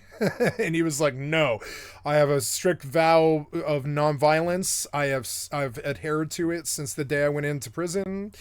And, you know, I've been out now for 5.5 years or something, and I married your cousin, and no, I don't ever intend to harm another human being ever again. I've got 3 kids now. I look at it differently. I understand how, you know, how hard it is to put a life on the planet, and how much money it is, and how much time and effort and work. And he was like, no, I'll never harm another living thing again. And I was like, you know, we might actually have more in common than you might think. And it's not the murder. It's that thing, the unwillingness, because of how stupid it is, to ever harm anybody ever again. You know, it's just stupid to harm anybody. Violence wise, it's stupid. It never ever gets you what you think it gets you, and it's a deal with the devil. It never really does pay off, you know. So many times after the most horrific shit, people wouldn't even know what's going on. Your own parents don't know. Your own friends don't know, because you've learned to mask your emotions. When horrific shit happens, you can detach. I do it too. Compartmentalize like no other. I cry like a little girl all the time. I cry all the time because I don't compartmentalize like this. I mean, I'm sorry, I do. But I mean, like, I don't compartmentalize in a way where, like, it all comes like, you know, to a head or whatever. I let it go, and I cry every single time that I think it's something made me sad enough to cry. I let go and I cry. It's one of the ways I'm able to never harm anybody or do anything bad, really. It's just like every time that I have some issue that I'm working through, I let it out and I cry. And I think I'm emotionally a lot more healthy than most of the people I've ever met. I think most people would call me selfish, but I call it being emotionally healthy. It's fucking weird. So mask your emotions with other things, shallow things. Yeah, like I'll cry on like I'll cry on command at just the thought of something sad happening, because I have that much empathy. But I don't ever let it control me. I don't ever let it run my life, and I don't let it show on my face. So most of the people who know me understand me to be the softest person that they've ever met, but also the hardest person that they've ever met. You know, at the same time, somehow. You know? Like, I'm not afraid to stick a gun up in your motherfucking face. Like, I'm really not. But I'll never do that because it's stupid, you know? It just doesn't serve anything ever. So, like, I am that hard, you know? It's fucking annoying. I've never liked being this hard, but I am that fucking hard. It's annoying. I've gone running from the cops and stuff like this. I've done things to, you know, to build crazy, like, criminal empires and stuff like this. I've done nasty, hard things, but I am the softest person that you'll ever meet, you know? And it's weird. I don't know how to reconcile those two things. I think this girl does. I think she understands that she's the hardest person in her town, and probably the smartest person too, like me. And so she just used up the plot for, you know, her favorite movie, because it's one of my favorite movies too, Wild Things. And she just did it in her sordid little small town and got her uncle to waste her family so that she could get fucking, like, you know, fucking social media rich, you know? Easy to access that can fill the Fucking void, weird. at least temporarily, like a frappuccino at a funeral, for example. The thing that makes me think she didn't want anything to do with this is when she was waving that white fabric or whatever it was when she saw the aircraft. If she really didn't want to get caught, if she really didn't want anything to do with this, or what, like if she planned this, why would she try to save herself? Like, was she like, oh no, the police are coming, let me try to save myself and throw him under the bus? I don't know. First of all, I don't know. I don't really think she was into him like that, because her friend said that after this whole I don't think so. I think she probably hated him and used him. didn't want to. And like one of the things about the small town witches is they view sex as a tool to get what they want, you know. Not always, but they do. They view sex as just this tool to get what they want. Some people call it prostitution, but I don't think they ever sell sex for money. I think they sleep with dudes that they wish to control. It's a different form of prostitution that's a lot more emotionally intelligent. It's just like, he's a scumbag who would sleep with a minor or whatever, so I can use that. And they do, you know. Like, for instance, when I slept with Cloud Candy, this is an interesting story, and she probably really wouldn't like me talking about this, but I don't care, right? When I slept with Cloud Candy, I carded her. You understand? Because I didn't believe that she was 20 years old. I made her prove it. You know, I was like, it's weird. You look really young to me. And I carded her before I slept with her. I was like, I'm going to need to see the birth date on your fucking, like, on your ID. And I made her show me. Because, like, you know, I did not believe it. I was like, I still think that you're, like, fucking 16 years old. But she wasn't. She was 20. She was just so young and so hot. Not young, but just, like, she was just so, like, I don't know what you would call it, like, lascivious or not lascivious, but it's like, she was, like, so beautiful that you know, that I didn't believe her. Like, she has this timeless beauty that she's always gonna look young and 16. When she's like 36, she's gonna look like she's 16 years old, and men are gonna ask her for her ID when she's 36 because she looks young. She looks like a cherub angel. She always has. And now she's like 27, and she looks younger than when I met her because she tries harder now to look younger than she did when she was young. So she looks younger now than when I met her. It's fucking weird. It is weird. And so, like, yeah, when I slept with her, I carded her. You know, I'm dead serious. I carded her. I was like, no, I'm gonna need to see the ID. To be alone with him, and I can. And you know, it's weird. Like, she didn't want to. She didn't want me to see the ID. She wanted me to assume that we were doing something naughty. And I was like, no, I'm fucking gonna need to see that ID. I actually carded her. Believe that. You know? I can believe that. I didn't believe her. I was like, there's no way. Like, there's no way that you were of age. And then I saw her ID, and I was like, okay. And there is such a thing as grooming and, you know, being... I felt like a groomer, but I'm not. I'm not a groomer. Like, she told me, she was like, no, I'm of age. I've had, like, several boyfriends and all this. And she's like, I'm graduated from high school. And I'm like, I don't believe you. You look like you're goddamn 16. And she was like, no, I'm 20. And I was like, no, you're like 16. I'm not going to touch you. And she was like, all right, if I show you my ID, will you believe me? And I was like, okay, fine. Yeah, show me the ID. Yeah. And she did. She showed me the ID. It was not a fake ID. It was a real ID, and she was 20 years old when I slept with her. I was like, okay, because you look 16, and it's weird. It's weird. I don't like sleeping with girls who look too young. I told her that right to her face. I was like, I don't like, you know, probably like the opposite of what every other man has told you or whatever, but I actually don't really appreciate it when the girl looks too young. It looks creepy. And she was like, yeah, you know, I would never introduce you to my father because you're too old for me. in the head and thinking that. And I was like, but I love you though. Like, I actually really love you though. Like, I still really love her. It's fucking stupid. But I actually really love you. It's not that you look young or that you're hot. It's that I know the soul that's in that body and how beautiful it is, and I love it and I worship it with all of my fucking heart and soul. It's actual love. It's it fucking sucks, but it's actual love. You know, it gave her so much power over me. Like, so much power. She would tell me to do things and I would. You want this attention and you're craving it, especially if your father isn't there. You're looking for love in all the wrong places. But I don't know, man. I mean, would she really mastermind this whole thing? I think she went along. I could see Cloud Candy doing something like this and using sex to trade for that, for becoming famous and rich. I could see her doing that.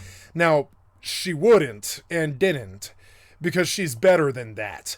But I could see the desperation of getting out of the small town. Now, what happened here? Because I upgraded, we lost mushrooms? Oh, okay. Well, I'm going to fix this door.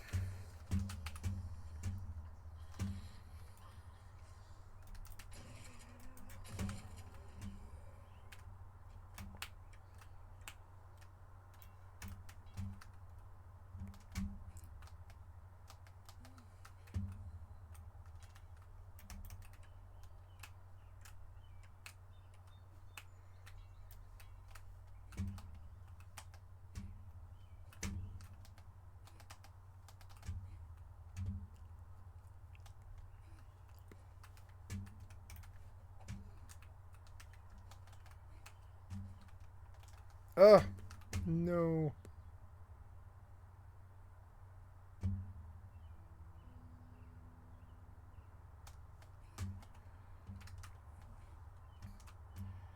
I'm gonna commit suicide now.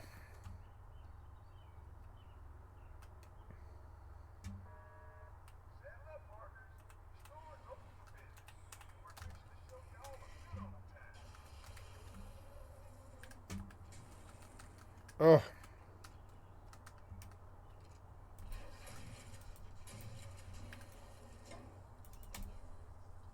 Out of stamina, huh? Just kill me. Yeah, just kill me. That's good. Because she was terrified. What was the motive? If we make... It's getting social media rich. The motive is leaving their small town.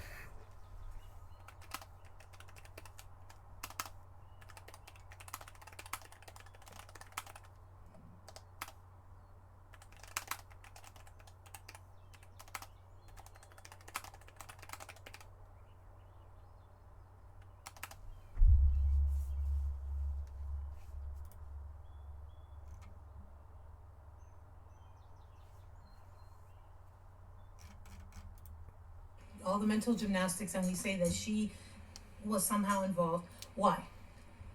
People say the life insurance beneficiary, that he told her that he changed it. No, that money is gone. In this current age, it costs like $60,000 a year to live comfortably in America. So let's say you get a $350,000 life insurance policy, which is what happens unless it's a rich, famous person, right? It's about $300,000 max. What is that in $60,000 a year? That's like 5 years. She's not dumb. She probably really, really thought about that. She was like, the life insurance isn't enough, and that's not why I'm doing this. She is a social media person, and they can pull monetization out of just being known. And she thought that would work the rest of her life, which is naive. It only lasts about 15 years max, something like that. But it's longer than the 5 years that the $300,000 life insurance payment that she's gonna get because he killed her family. But I mean, like, so she is gonna get some life insurance money, but I guarantee that's not why she did this. It's not enough money, right? It's not enough money. It's the knowing that she's gonna be famous the rest of her life. That's why she did this. And so he planned to die? I don't get that. Did he plan to die on the same day that his father died? It's sorted. How did they get caught that day? Yeah, it's weird and it's sorted. Definitely. Made that happen. I don't know. I think that's just like, a twisted, weird fate thing that I don't understand. There is no normal. What's normal for being molested by Uncle Jim and then him killing your Nothing. mom and your brother and kidnapping Nothing you in normal the about woods it at all. and doing God knows what for God knows how long, and they've already been taking these trips to Hollywood and Malibu and Yep. sharing a hotel together. It's like Wild Things. It's like all of that is like from the movie Wild Things. It was a used condom. I mean, this girl's been through some shit, okay? So, held to God knows how long, and they've already been taking these trips to Hollywood and Malibu and sharing a hotel together, and there was a used condom. I mean, this girl's been through some shit, okay? So, what is normal at that point? I don't know. The other thing is, Yep. is Uncle Jim her dad? What's worse than Uncle Jim is if it was Daddy Jim who was doing all Oh my God.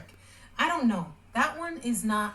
So, No, 'cause okay, so if she's pissed at her family because of incest, and she is the product of incest, then yeah, she could use her weird father to kill her family. And it is the kind of thing that they write books about in movies. It's weird. Remember? I'm my own grandpa.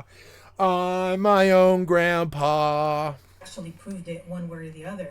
But why? I'm my own grandpa is actually such a good song. I'm my own grandpa. I love this song. And I'm my own grandpa. I'm my own grandpa. I'm my own grandpa. Now, many, many years ago, when I was 23, I can't remember the song, sorry, because I don't really like the song. I just think the lyrics are funny. Let's go. Right now, many, many years ago, when I was 23, I was married to a widow who was pretty as could be. This widow had a grown-up daughter, had a hair of red. My father fell in love with her, and soon the two were wed. This made my dad my son-in-law and changed my very life. My daughter was my mother because she was my father's wife. To complicate the matter, even though it brought me joy, I soon became the father of a bouncing baby boy. My little baby then became the brother-in-law to dad, and so became my uncle, though it made me very sad. For if he was my uncle, that also made him the brother of the widow's grown-up daughter, who of course was my stepmother. I'm my own grandpa. I'm my own grandpa. It sounds funny, I know, but it really is so, for I'm my own grandpa. My father's wife then had a son that kept him on the run, and he became my grandchild, for he was my daughter's son. My wife is now my mother's mother, and it makes me blue, because she is my wife, she's my grandmother too. I'm my own grandpa. Now, if my wife is my grandmother, then I'm her grandchild, and every time I think of it, it nearly drives me wild, for now I have become the strangest case you ever saw. As husband of my grandmother, I am my own grandpa, right? It is weird, but this is the sort of weird small town incestuousness that leads to stuff like this. And and she probably had him kill her family because she hated her family. Why did her mom have a DNA test? Because he's her father, and that's the whole core of this story too. Is that there's some fucked up incest story, and these hillbilly sons of soil have been fucking each other, even though they're family, and she was the product of it, and so she had her father kill her whole family, and she got off scot-free. Jesus Christ. In the car. And I bet this happens all the time. I bet stuff like this happens all the time too. That's the worst thing. Is this? It sounds like this freak show case that couldn't ever happen again. But no, I bet this kind of stuff happens all the time. I bet police hear stories like this all the time. Like, could that have sparked all this? Why did she have that DNA? It's Yes, it will spark all this hatred of your family because you are a product of incest. It will spark getting your father to kill your whole family by sleeping with him because he doesn't know, right? He does, and on top of it, she masterminded it so crazy that her father was killed by the FBI before he knew that he was her father, probably. And that's how weird and fucked up this is. And she wanted to teach everybody a fucking lesson. From her father, which was also her uncle, to her weird family who had her as a child of incest or whatever it is. And she wanted to teach everybody a fucking lesson. You can almost respect it, sort of. In the respect that she didn't swing a fucking blow. She didn't fire a shot. Shots were fired. But I mean, she didn't fire a shot. She did it with completely by proxy on top of it, which is one of the ways you get away with murder is you have somebody else do it instead of you, right? By proxy. Weird. It is weird. And she is smart enough. She's emotionally intelligent to sniff the smoke and realize that there is fire here. There is fire here. Like it's playing with fire a bit. I wonder if we're ever gonna know. Eventually, somebody's gonna DNA test her without her like permission. And we'll eventually know. If not while she's alive, the day after she dies, somebody's gonna DNA test her. I guarantee it. And then, of course, there is the official story. Because there's people who make this story their life, and they follow this, and it's like their favorite thing that ever happened. I swear to God, humans are so weird like this. They make their personality out of the headlines and stuff like this. And so this story matters to some people because it was like the O.J. Simpson trial for them. It was the most important, crazy thing that ever happened. Like the girl that got away with, getting her father to kill her incest family. Right? And you could tell that some people are going to obsess about this story. So eventually, the day that she dies, they're going to DNA test her, and it's going to come back that he was her father. I bet you money. Because the thing stinks of hatred and incest hate and problems with family and money and getting out of a small town and being stuck in a small town and ending up in an incestuous relationship because you're stuck in a small town and there's no one else there who loves you. It's weird. The whole thing stinks of it. It smells like smoke. It's probably fire. Which is that Uncle Jim was nasty and gross and crazy. Yep. And she knew it, so she used it as this tool. And she knew that he was a fucking freak and probably like a killer. So she just used it. She used him to waste her entire family because she was pissed at her mother over breaking up her family. He had all the hallmarks of a pedophile molester that is like almost too perfect. Yeah, you know what I mean? the stuff going on under the hood here is insane, fucking insane. Like a Hollywood writer would have struggled to come up with this. It actually is like really such like what's the word well, it's inane. The whole story is inane for one thing. And I'm sure she's aware of this too. The whole story is kind of asinine. But beyond the banality of it, of just how base and dumb it is, it's also intricate. It's an intricate story, and I do respect the intricacy of it, and it is the work of a master. Like, it is the work of a master, a master social manipulator. And this is why I don't ever fuck with women, is why I don't ever harm women. Well, another reason is because that's just bad. It's a bad thing to do. It's against the law, and it's immoral to harm women. But I'm also scared of ever harming women in any way or form because they have this sort of power. They can use you to destroy yourself. They are master manipulators when it comes to the social contract. And I respect their like in the way that the man's purview is war, woman's purview is the social contract. And I don't fuck with them like in their territory. They own that shit. That's their territory. They suss out how well you do in this culture. You might be able to get like around like Mother Grundy or like the Gossip Mill, and you might be able to get past it, but it's difficult. Women technically kind of control how well you can socially do.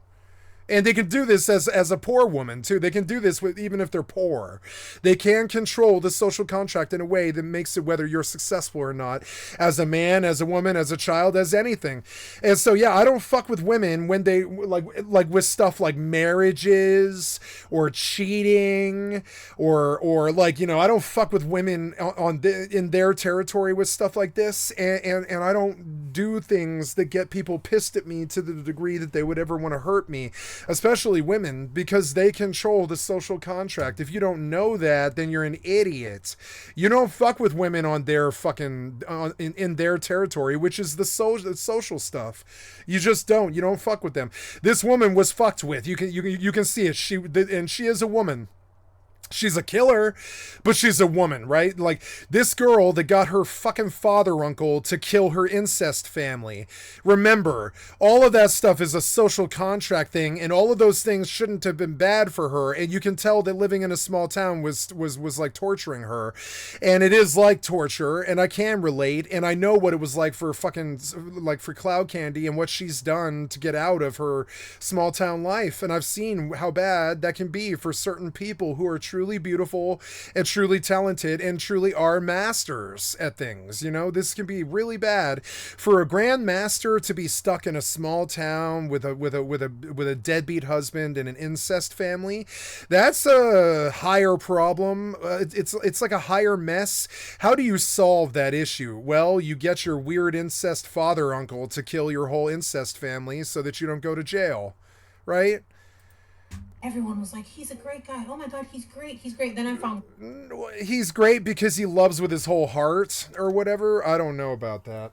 One article where it was like all the neighbor kids, he would always invite all the little kids in his yard. And oh yeah. We all know who does that. You know, I have never in my life invited a neighbor kid to come hang out or whatever. Now, recently I invited a family friend to use my shower if they need to, but I don't invite kids in my yard, you know?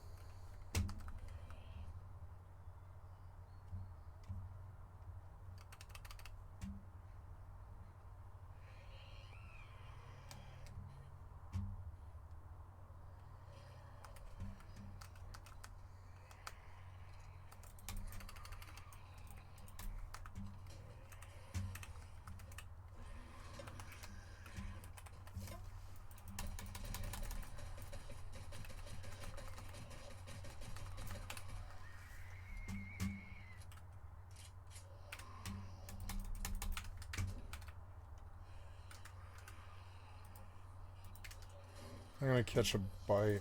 God damn it, no. No, don't get me infected, no. I'm just gonna let them kill me now. So many zombies came. Kill her. Kill her, she's a problem.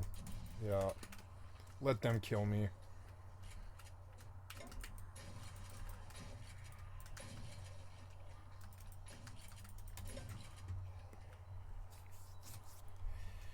Yeah, kill me. Come on.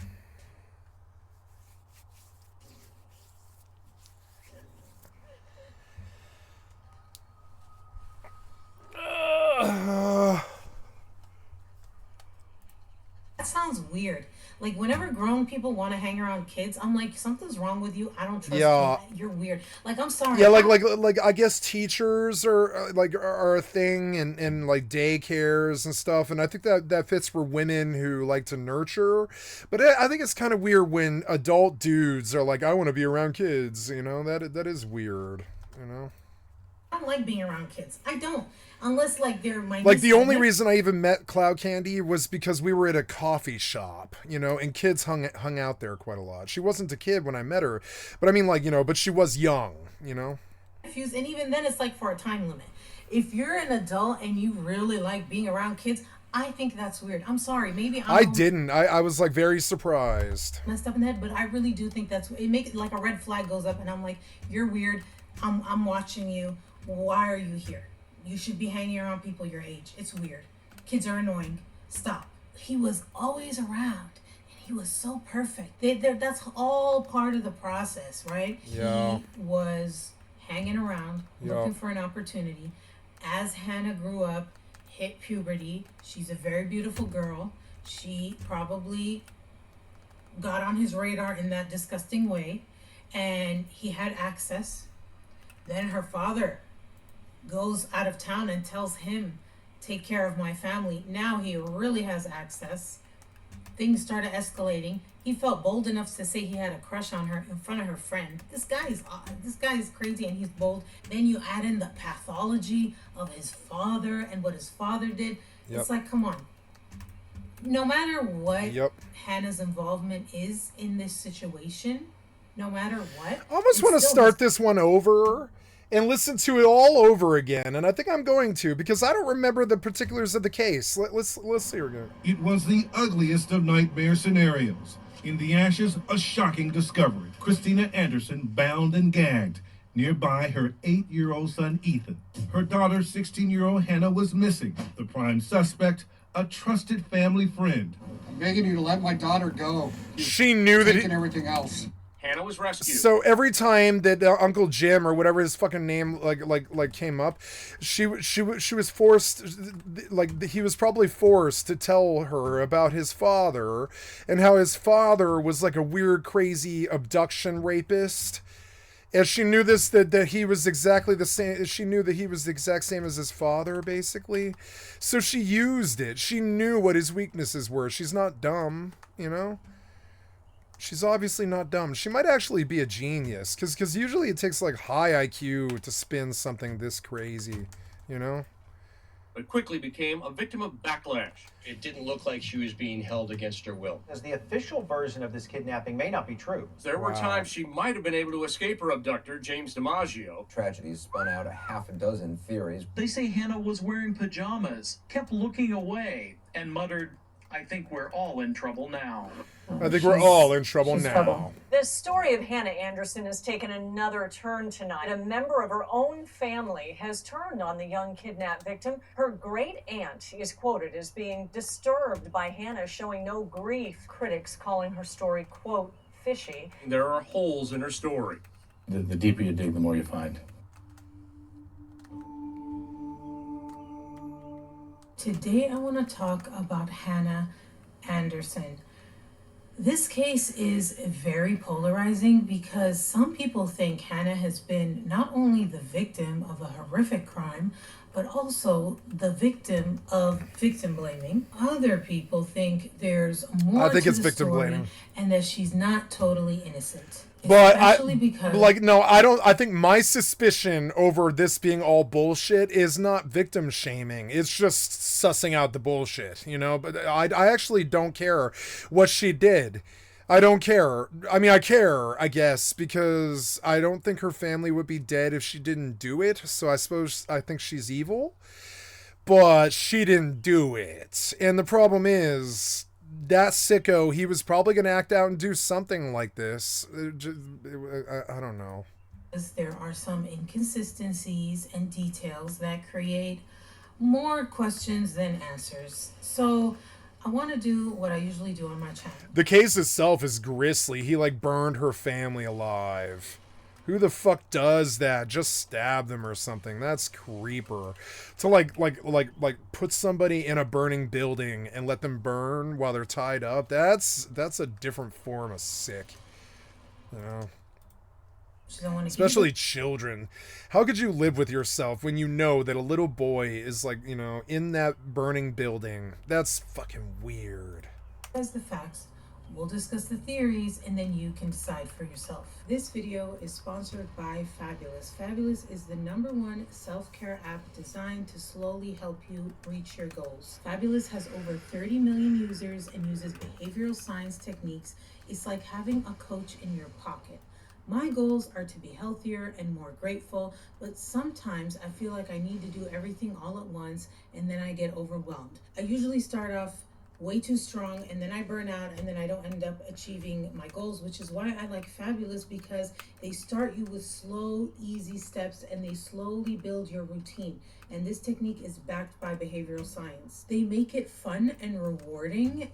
I really love the artwork and the graphics on the app. It keeps me coming back.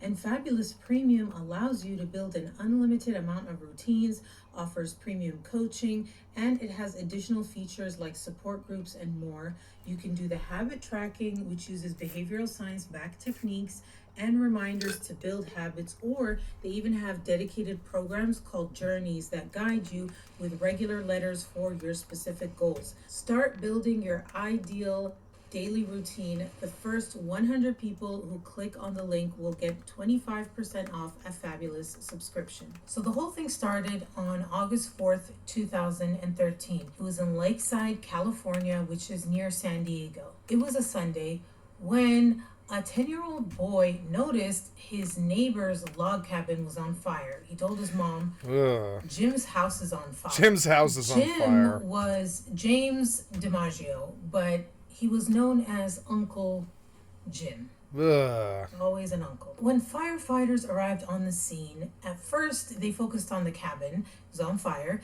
but then they noticed that the detached garage was on fire too. So they split up and they put out both fires. And when they went inside, they found a grisly scene. In the garage, they found a green tarp and they noticed that there were feet sticking out of the tarp. Then they noticed that there was a part of the tarp that was melted on a head and there was like hair sticking out. So the fire chief pulled up the tarp and he saw a woman, a dead body of a woman. She was face down. Her feet were tied with zip ties. She had duct tape around her mouth and her neck. There was a cut on her neck that was made through the duct tape. They noticed that there was a lot of blood on her head, and then they looked nearby and there was a bloody crowbar. Next to that was a dog. There was blood on the dog's head. Turned out the woman was dead. The dog was dead too. The dog was shot dead. It looked like the woman was bludgeoned to death or her throat was slit. And then this was the detached garage that was on fire. When they went inside the actual cabin that was on fire, once they put it out, they saw the charred remains of a small body, like a child's body, and it was really badly burned. It actually ended up taking them a long time to even identify the body because it was so badly burned. When detectives began their search inside the home, they noticed some items of interest. There was a handwritten note, and then there were handwritten letters that were written by Hannah to Uncle Jim. There was also 2 used condoms. What? There was a handcuff case. There was a DNA swab test kit, but that was in a vehicle. We'll talk about that a little bit later. But that was also found at the scene. And there were like incendiary devices and things like explosive devices, and they found like arson wires. They also found camping equipment. He was a sicko. There was no, this guy's the also problem. A map of Yosemite National Park. That same day, Hannah Anderson for his abductions was reported missing by her grandparents. She went to cheerleading practice and she was supposed to be picked up, and they just never saw her after that. You see, Hannah's dad worked out of state. Like, he worked for months at a time out of state, and so she was living with her mom and her brother, and her Uncle Jim was helping her mom out, kind of taking care of the kids, picking them to and from practices, including cheerleading practice, right? And so Uncle Jim is James DiMaggio. That's the same person whose house was on fire. It would soon be revealed that the dead woman was Christina Anderson, Hannah's mom. And although it took a while, it would also eventually be revealed that the charred body of the little child was Ethan Anderson, Hannah's 8-year-old little brother. Later on, when the autopsy was conducted, it was determined that Christina, Hannah's mom's cause of death, was blunt force trauma. It looked like she was hit over 12 times in the head with 12 the crowbar. times. She also had Crowbar. been tortured, according to the affidavit, although they didn't say exactly what happened, but the autopsy revealed that she had fractured bones in both of her legs, a fractured bone in her arm, and she had that cut in her throat. Like her throat was cut through the duct tape. As for Ethan, they determined that his cause of death was due to the fire, although he also had skeletal fractures. The dead dog was Callie, the Anderson family dog. So basically, almost the entire family was killed. Hannah was missing, and their father, Brett Anderson, was out of town at the time. Hannah's dad ends up asking the media for help. This story is confusing to a lot of people. Explain the relationship between your family, your kids, their mother, and Mr. DiMaggio. Mr. DiMaggio came into our lives about 6 months before Hannah was born. He and I had a very close relationship over the years, and we've done many, many things throughout the years together, and he's basically became like part of our family. He was always around. Sometimes he took the kids camping. This is your buddy. You know him. Was there ever Yes. anything about him that you found suspicious? I have come up blank. I have been through every scenario in my brain. There was nothing ever to show any indication of this. He would give you the shirt off his back. Your kids and their mother going up to his cabin, not unusual, happened all the time, can't read into it. That is correct. Mr. Anderson, tell me about Hannah. Tell me about Ethan. Give me a second. Ethan wore his heart on his sleeve. He would do anything for anybody, loved everybody. He was just my buddy. And Hannah was just a beautiful, beautiful girl. Very, very good student. Hundreds and hundreds of friends. We were pretty tight and edged, even though I was a couple thousand miles away. I can't fathom what happened in Jim's head. What happened? He obviously just lost it. Tell us about your wife. My wife and I, we had been together for many years. We've been married for about the last going on 11 years. I have taken a job in Nashville. My job here in San Diego went under. We still spoke on, at least a couple times a week. DiMaggio was one of the people you thought you could depend on in your absence to make sure that your wife and your kids were okay. Absolutely. I know that they're looking for DNA and everything, but I wish that, I hope that's not my boy, but I have to kind of think that it is. Right now, a lot of focus is on trying to get my daughter back alive. He's into camping. He could be anywhere. That's why people that are going out to different camp spots, please keep your eyes open. I don't care where it is. What are you going to do with the fund? And they saw her too. They found her. A rich guy. I'm gonna, most likely use whatever I can to help with any upcoming expenses. And most likely then, if there's anything left over, I will donate that for someone for exploited children. It's very noble. So as for Uncle Jim's relationship with Christina, Hannah's mom, the police described it as a close and platonic relationship, and although Hannah's dad and her mom were still technically married, they had separated. There were those letters, right? There were handwritten letters from Hannah to Uncle Jim, and so although the police never revealed what was said in those letters, they said that based on what they found at the home, they couldn't tell whether she was willingly with her Uncle Jim or whether she was kidnapped, which led people to believe that there was some kind of relationship between them, although I don't think you can call it a relationship because Uncle Jim was 40 years old and Hannah was 16.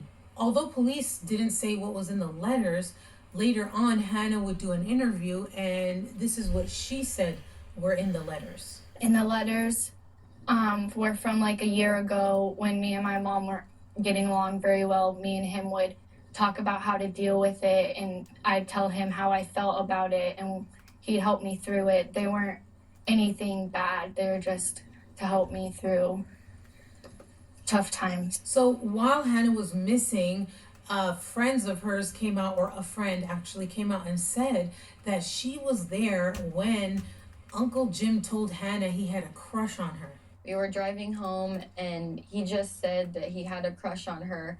And we both kind of just, didn't really look at each other or want to make a big deal about it. And then he said, "Don't think I'm weird or creepy, Uncle Jim. I just want you to know that if you were my age, I'd date you." Hannah didn't really say anything. She kind of just was quiet after that. If you were Then my once we age, got I'd home, date she, you. texted me like, "Well, that was weird." She'd always want me there because she didn't want to be like alone with him. No, she didn't tell her mom. Why do you think she didn't tell her mom? Because he was helping out with a lot of ride situations and he was a close family friend. Like, she didn't want to ruin anything. Now, Hannah's father said that he had never noticed anything strange, and this is totally out of left field. So also, right, teenagers, they need cars because they're building their social lives, and they'll meet hundreds of people usually, and they'll need to travel all over their town or their city, and they'll do anything. I'm sure they sleep with people.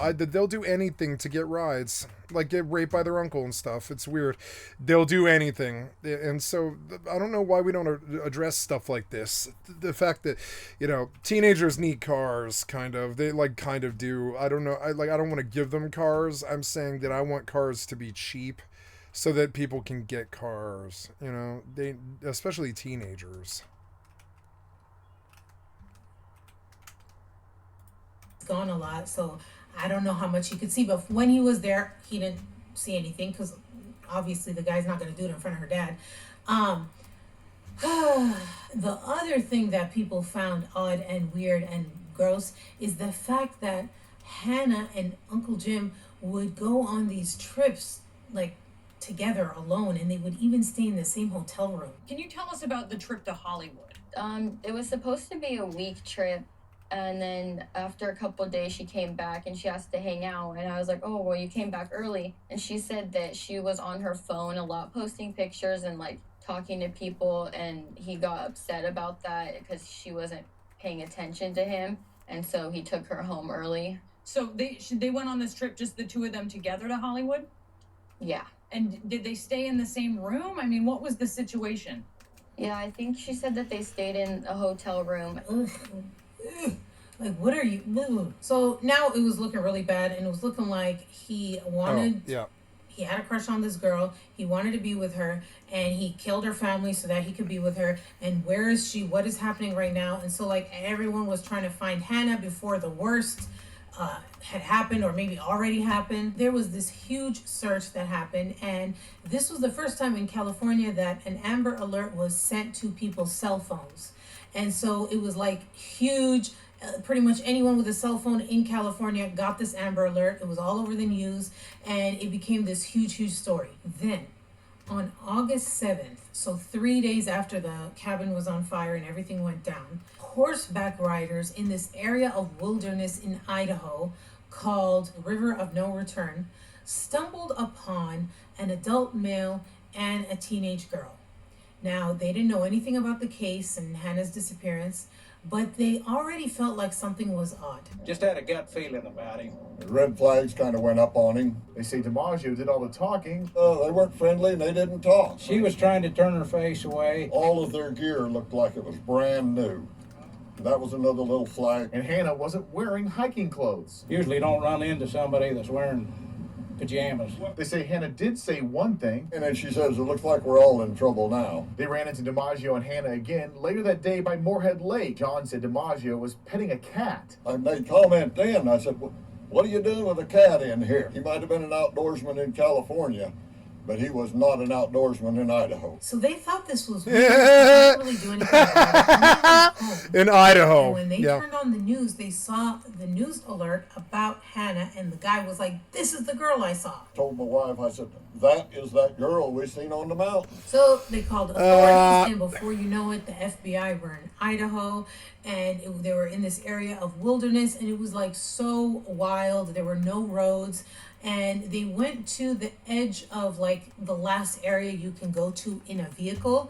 And that's when they saw the vehicle that was Uncle Jim's vehicle that was in the Amber Alert, but it was hidden behind all this brush and the license plates were removed, but they were able to verify that this was the vehicle using the VIN number. So they're like, okay, they're close. Then they go aerially, or is that how you say that, like in an airplane, and they're looking for a blue tent, because that's what the horseback riders told them, is that they're camped out with a blue tent. Then they see the blue tent. Then a dramatic moment. There at the lake, two people. Look again. It's Hannah and DiMaggio. Unaware he's being watched, DiMaggio relaxes, taking off his shirt, later washing in the lake. Then something else unexpected. Hannah is waving, possibly signaling the plane. She keeps waving while DiMaggio has his back turned. He's over to the right tending the fire. But look, Hannah keeps waving. Is she signaling the aircraft? It was time for the FBI hostage rescue team to act. Look, remember, like, they don't want to alert Jim that they're swooping in, and at the same time it's this thick brush, so they end up getting dropped like a few miles away from where they were. They hiked, I think, for 2 hours, so I don't really know exactly how far away they were, but just that they hiked for 2 hours to get to where they could see Hannah and Jim, and they waited for a moment where there was some distance between them. They run in, you can see the footage, they're grabbing Hannah and they're running, and then they say there's basically a shootout. The next thing we hear is shots fired, and we heard one down hard and jackpot. When we heard jackpot, it was an indication we knew that Hannah was okay. The FBI will not detail what happened next, except to say DiMaggio was given every chance to surrender before they shot him at 5:22 Saturday evening. These photographs of the campsite seen for the first time give a hint of what the FBI believes was a dicey situation. This is DiMaggio's tent. He has a rifle, a handgun, a machete, and look right there, handcuffs. They say that Jim fires a shot at the FBI agents and they just go all out.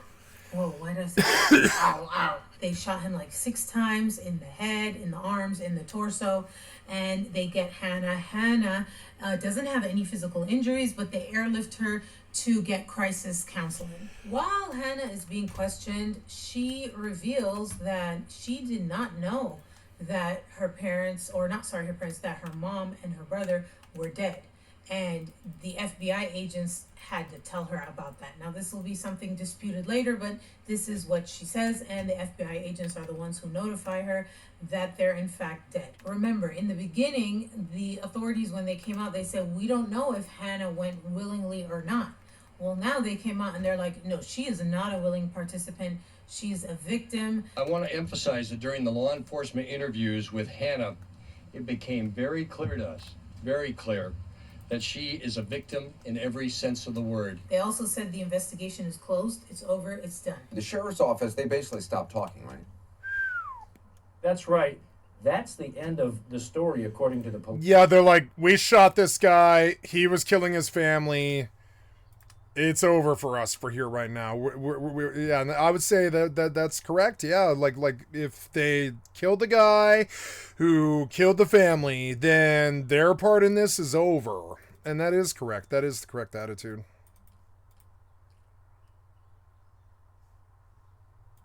Police. And her father comes out and he's like, Hannah is okay, thank God, we got her. We need some privacy, please give us some space. As for my daughter, the healing process will be slow. Please, as a family, give us our time to heal and grieve. Thank you. And then they go back to California. But people still had a lot of questions. Well, Hannah got back to California and she ended up answering those questions herself, because within hours of coming back to California, she was on social media. Remember, she's 16. And so she posts some posts that some people felt were inappropriate. Oh, I got in this massive corp. Nice. They are a proud member of the Zagenic Framework, or Vault Alliance. All right, let's read what they have to say here. Can I make this bigger? Will you make this bigger? You won't, huh? So this is a message, but...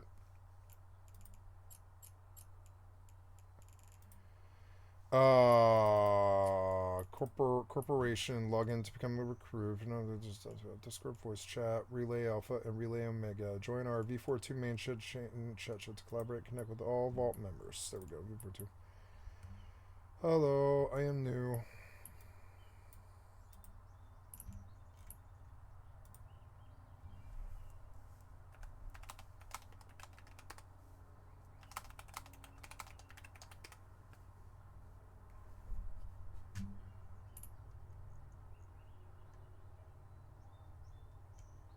No drama, no gambling, no begging, no spamming.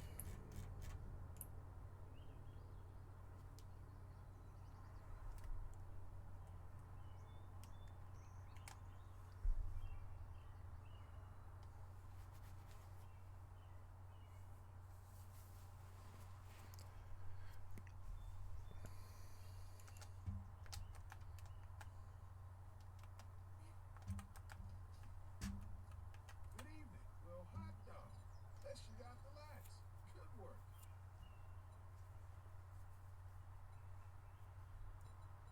Wait, I've got a turn in?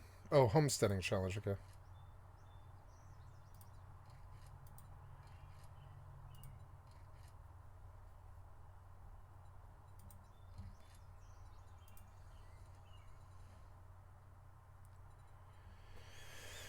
Ooh, a night vision mod. Armor, quad pocket mod, or treasure hunters mod.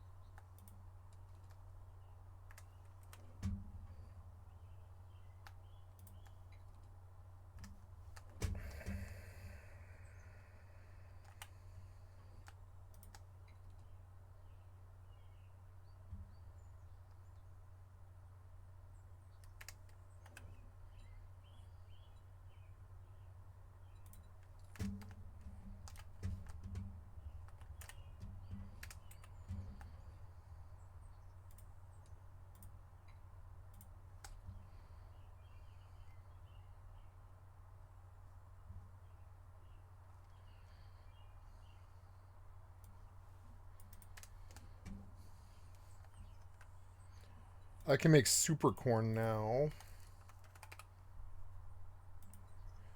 ear of supercorn. 5 ears of supercorn.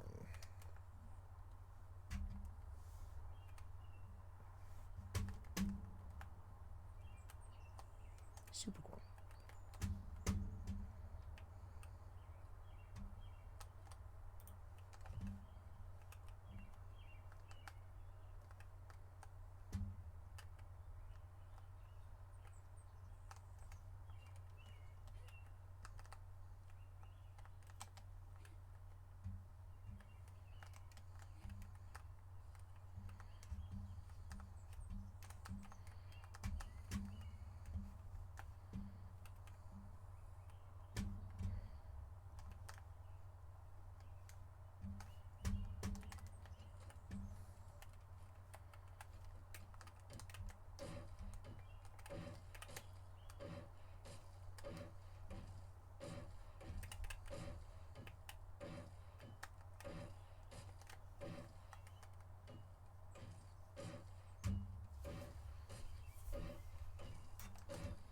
What channel am I in and what am I under? Okay.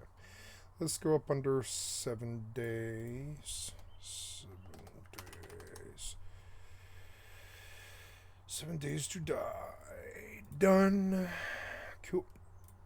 Like selfies, talking about Justin Bieber, her nails that she got done. Steve, she's not your typical victim. We saw some other high-profile kidnap victims simply ask for privacy. Well, Hannah has gone public, quickly, even boasting about meeting teen sensation Miley Cyrus while in New York. The Lakeside teenager's been criticized for her social media postings, pictures, and comments, including her excitement at meeting pop star Miley Cyrus. She posted these Instagram photos of her and a friend in New York City over the weekend. One of her followers comments about if she's there to sell her story. Her comments and her pictures. No, there's some weird coverage here because it's like they don't dictate what her life is, and she's just a teenage girl. Can you blame her for being a teenage girl? No. And it would be a tragedy, even more so, even if she did this. It would be a tragedy to, like, you know, assume that she mopes around in a black dress all the time, you know? What you would expect from a true survivor. And in general, the 16-year-old does not seem upset. This is a girl who was abducted by a 40-year-old family friend who told her he had a crush on her and then murdered half the family. And you see an Instagram account with smiling faces throughout. She had just told me that she finds it disturbing how Hannah's acting. We haven't seen her grieve at all. Quoting Hannah's great aunt, "My intention was not to hurt Hannah or cause her any distress, but to get more answers to so many, many questions which have not been answered." Tuesday evening, she posted this picture of her and She her did friends this. titled, "Hanging." She did this, and she doesn't have sympathy for her family.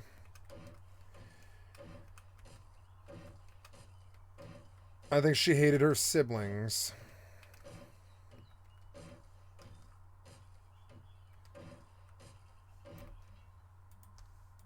With the homies. Hannah goes on this website called ask.fm where people can anonymously ask questions. And people start asking her questions and she answers them. Just plain strange. Going on the site Ask FM, someone asked, how did he separate you from your mom and brother? He tied them up in the garage. How did he keep the fire a secret? He had it set where it would catch fire at a certain time. Another question is, which I believe. What was the first thing that came to your mind when you got kidnapped?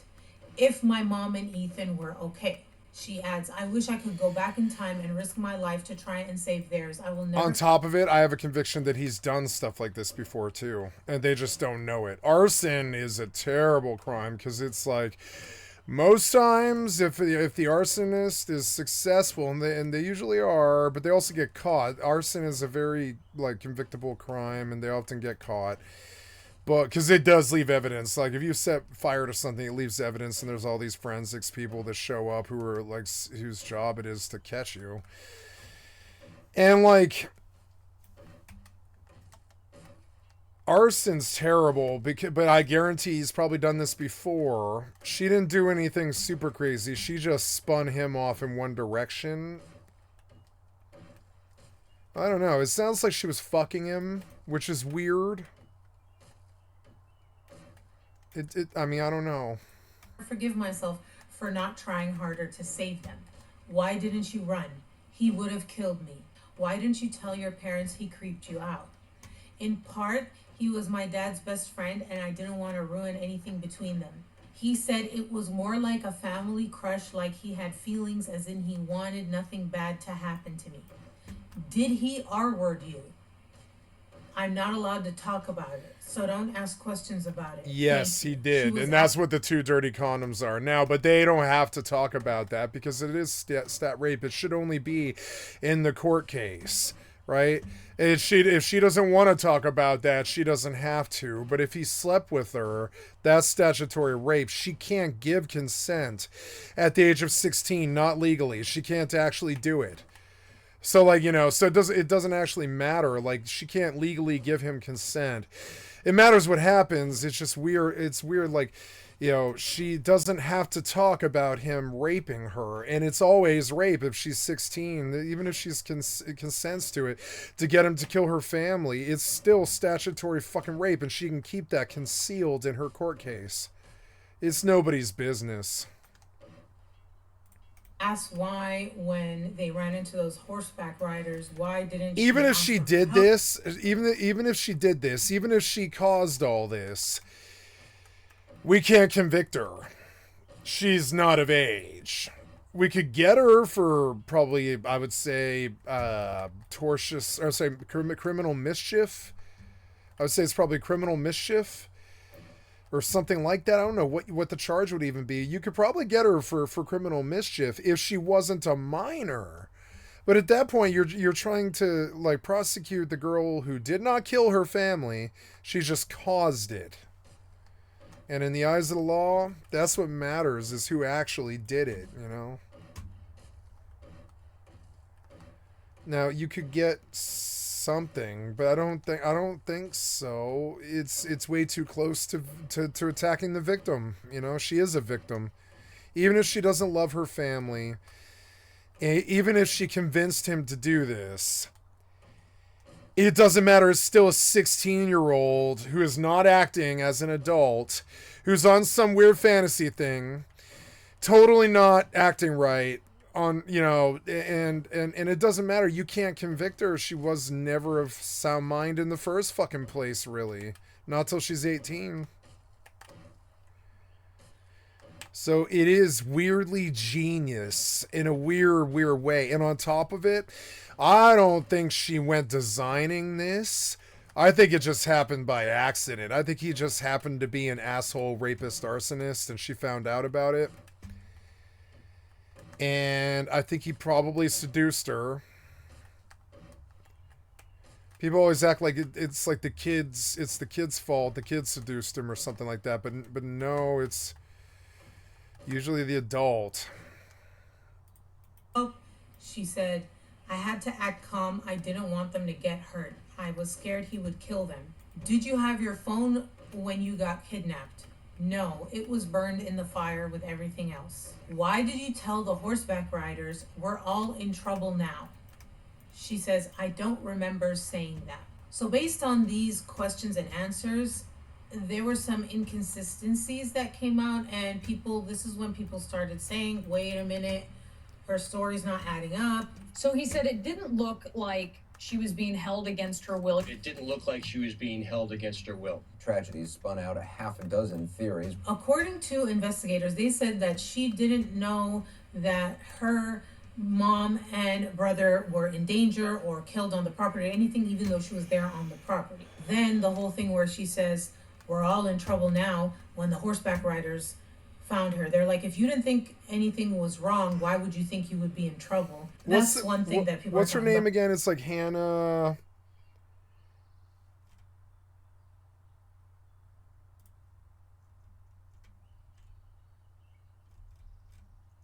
What's her name?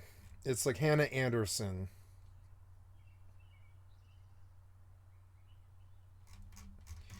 The Hannah Anderson case. But the other thing is the phone. So she said the phone got burnt in the fire, but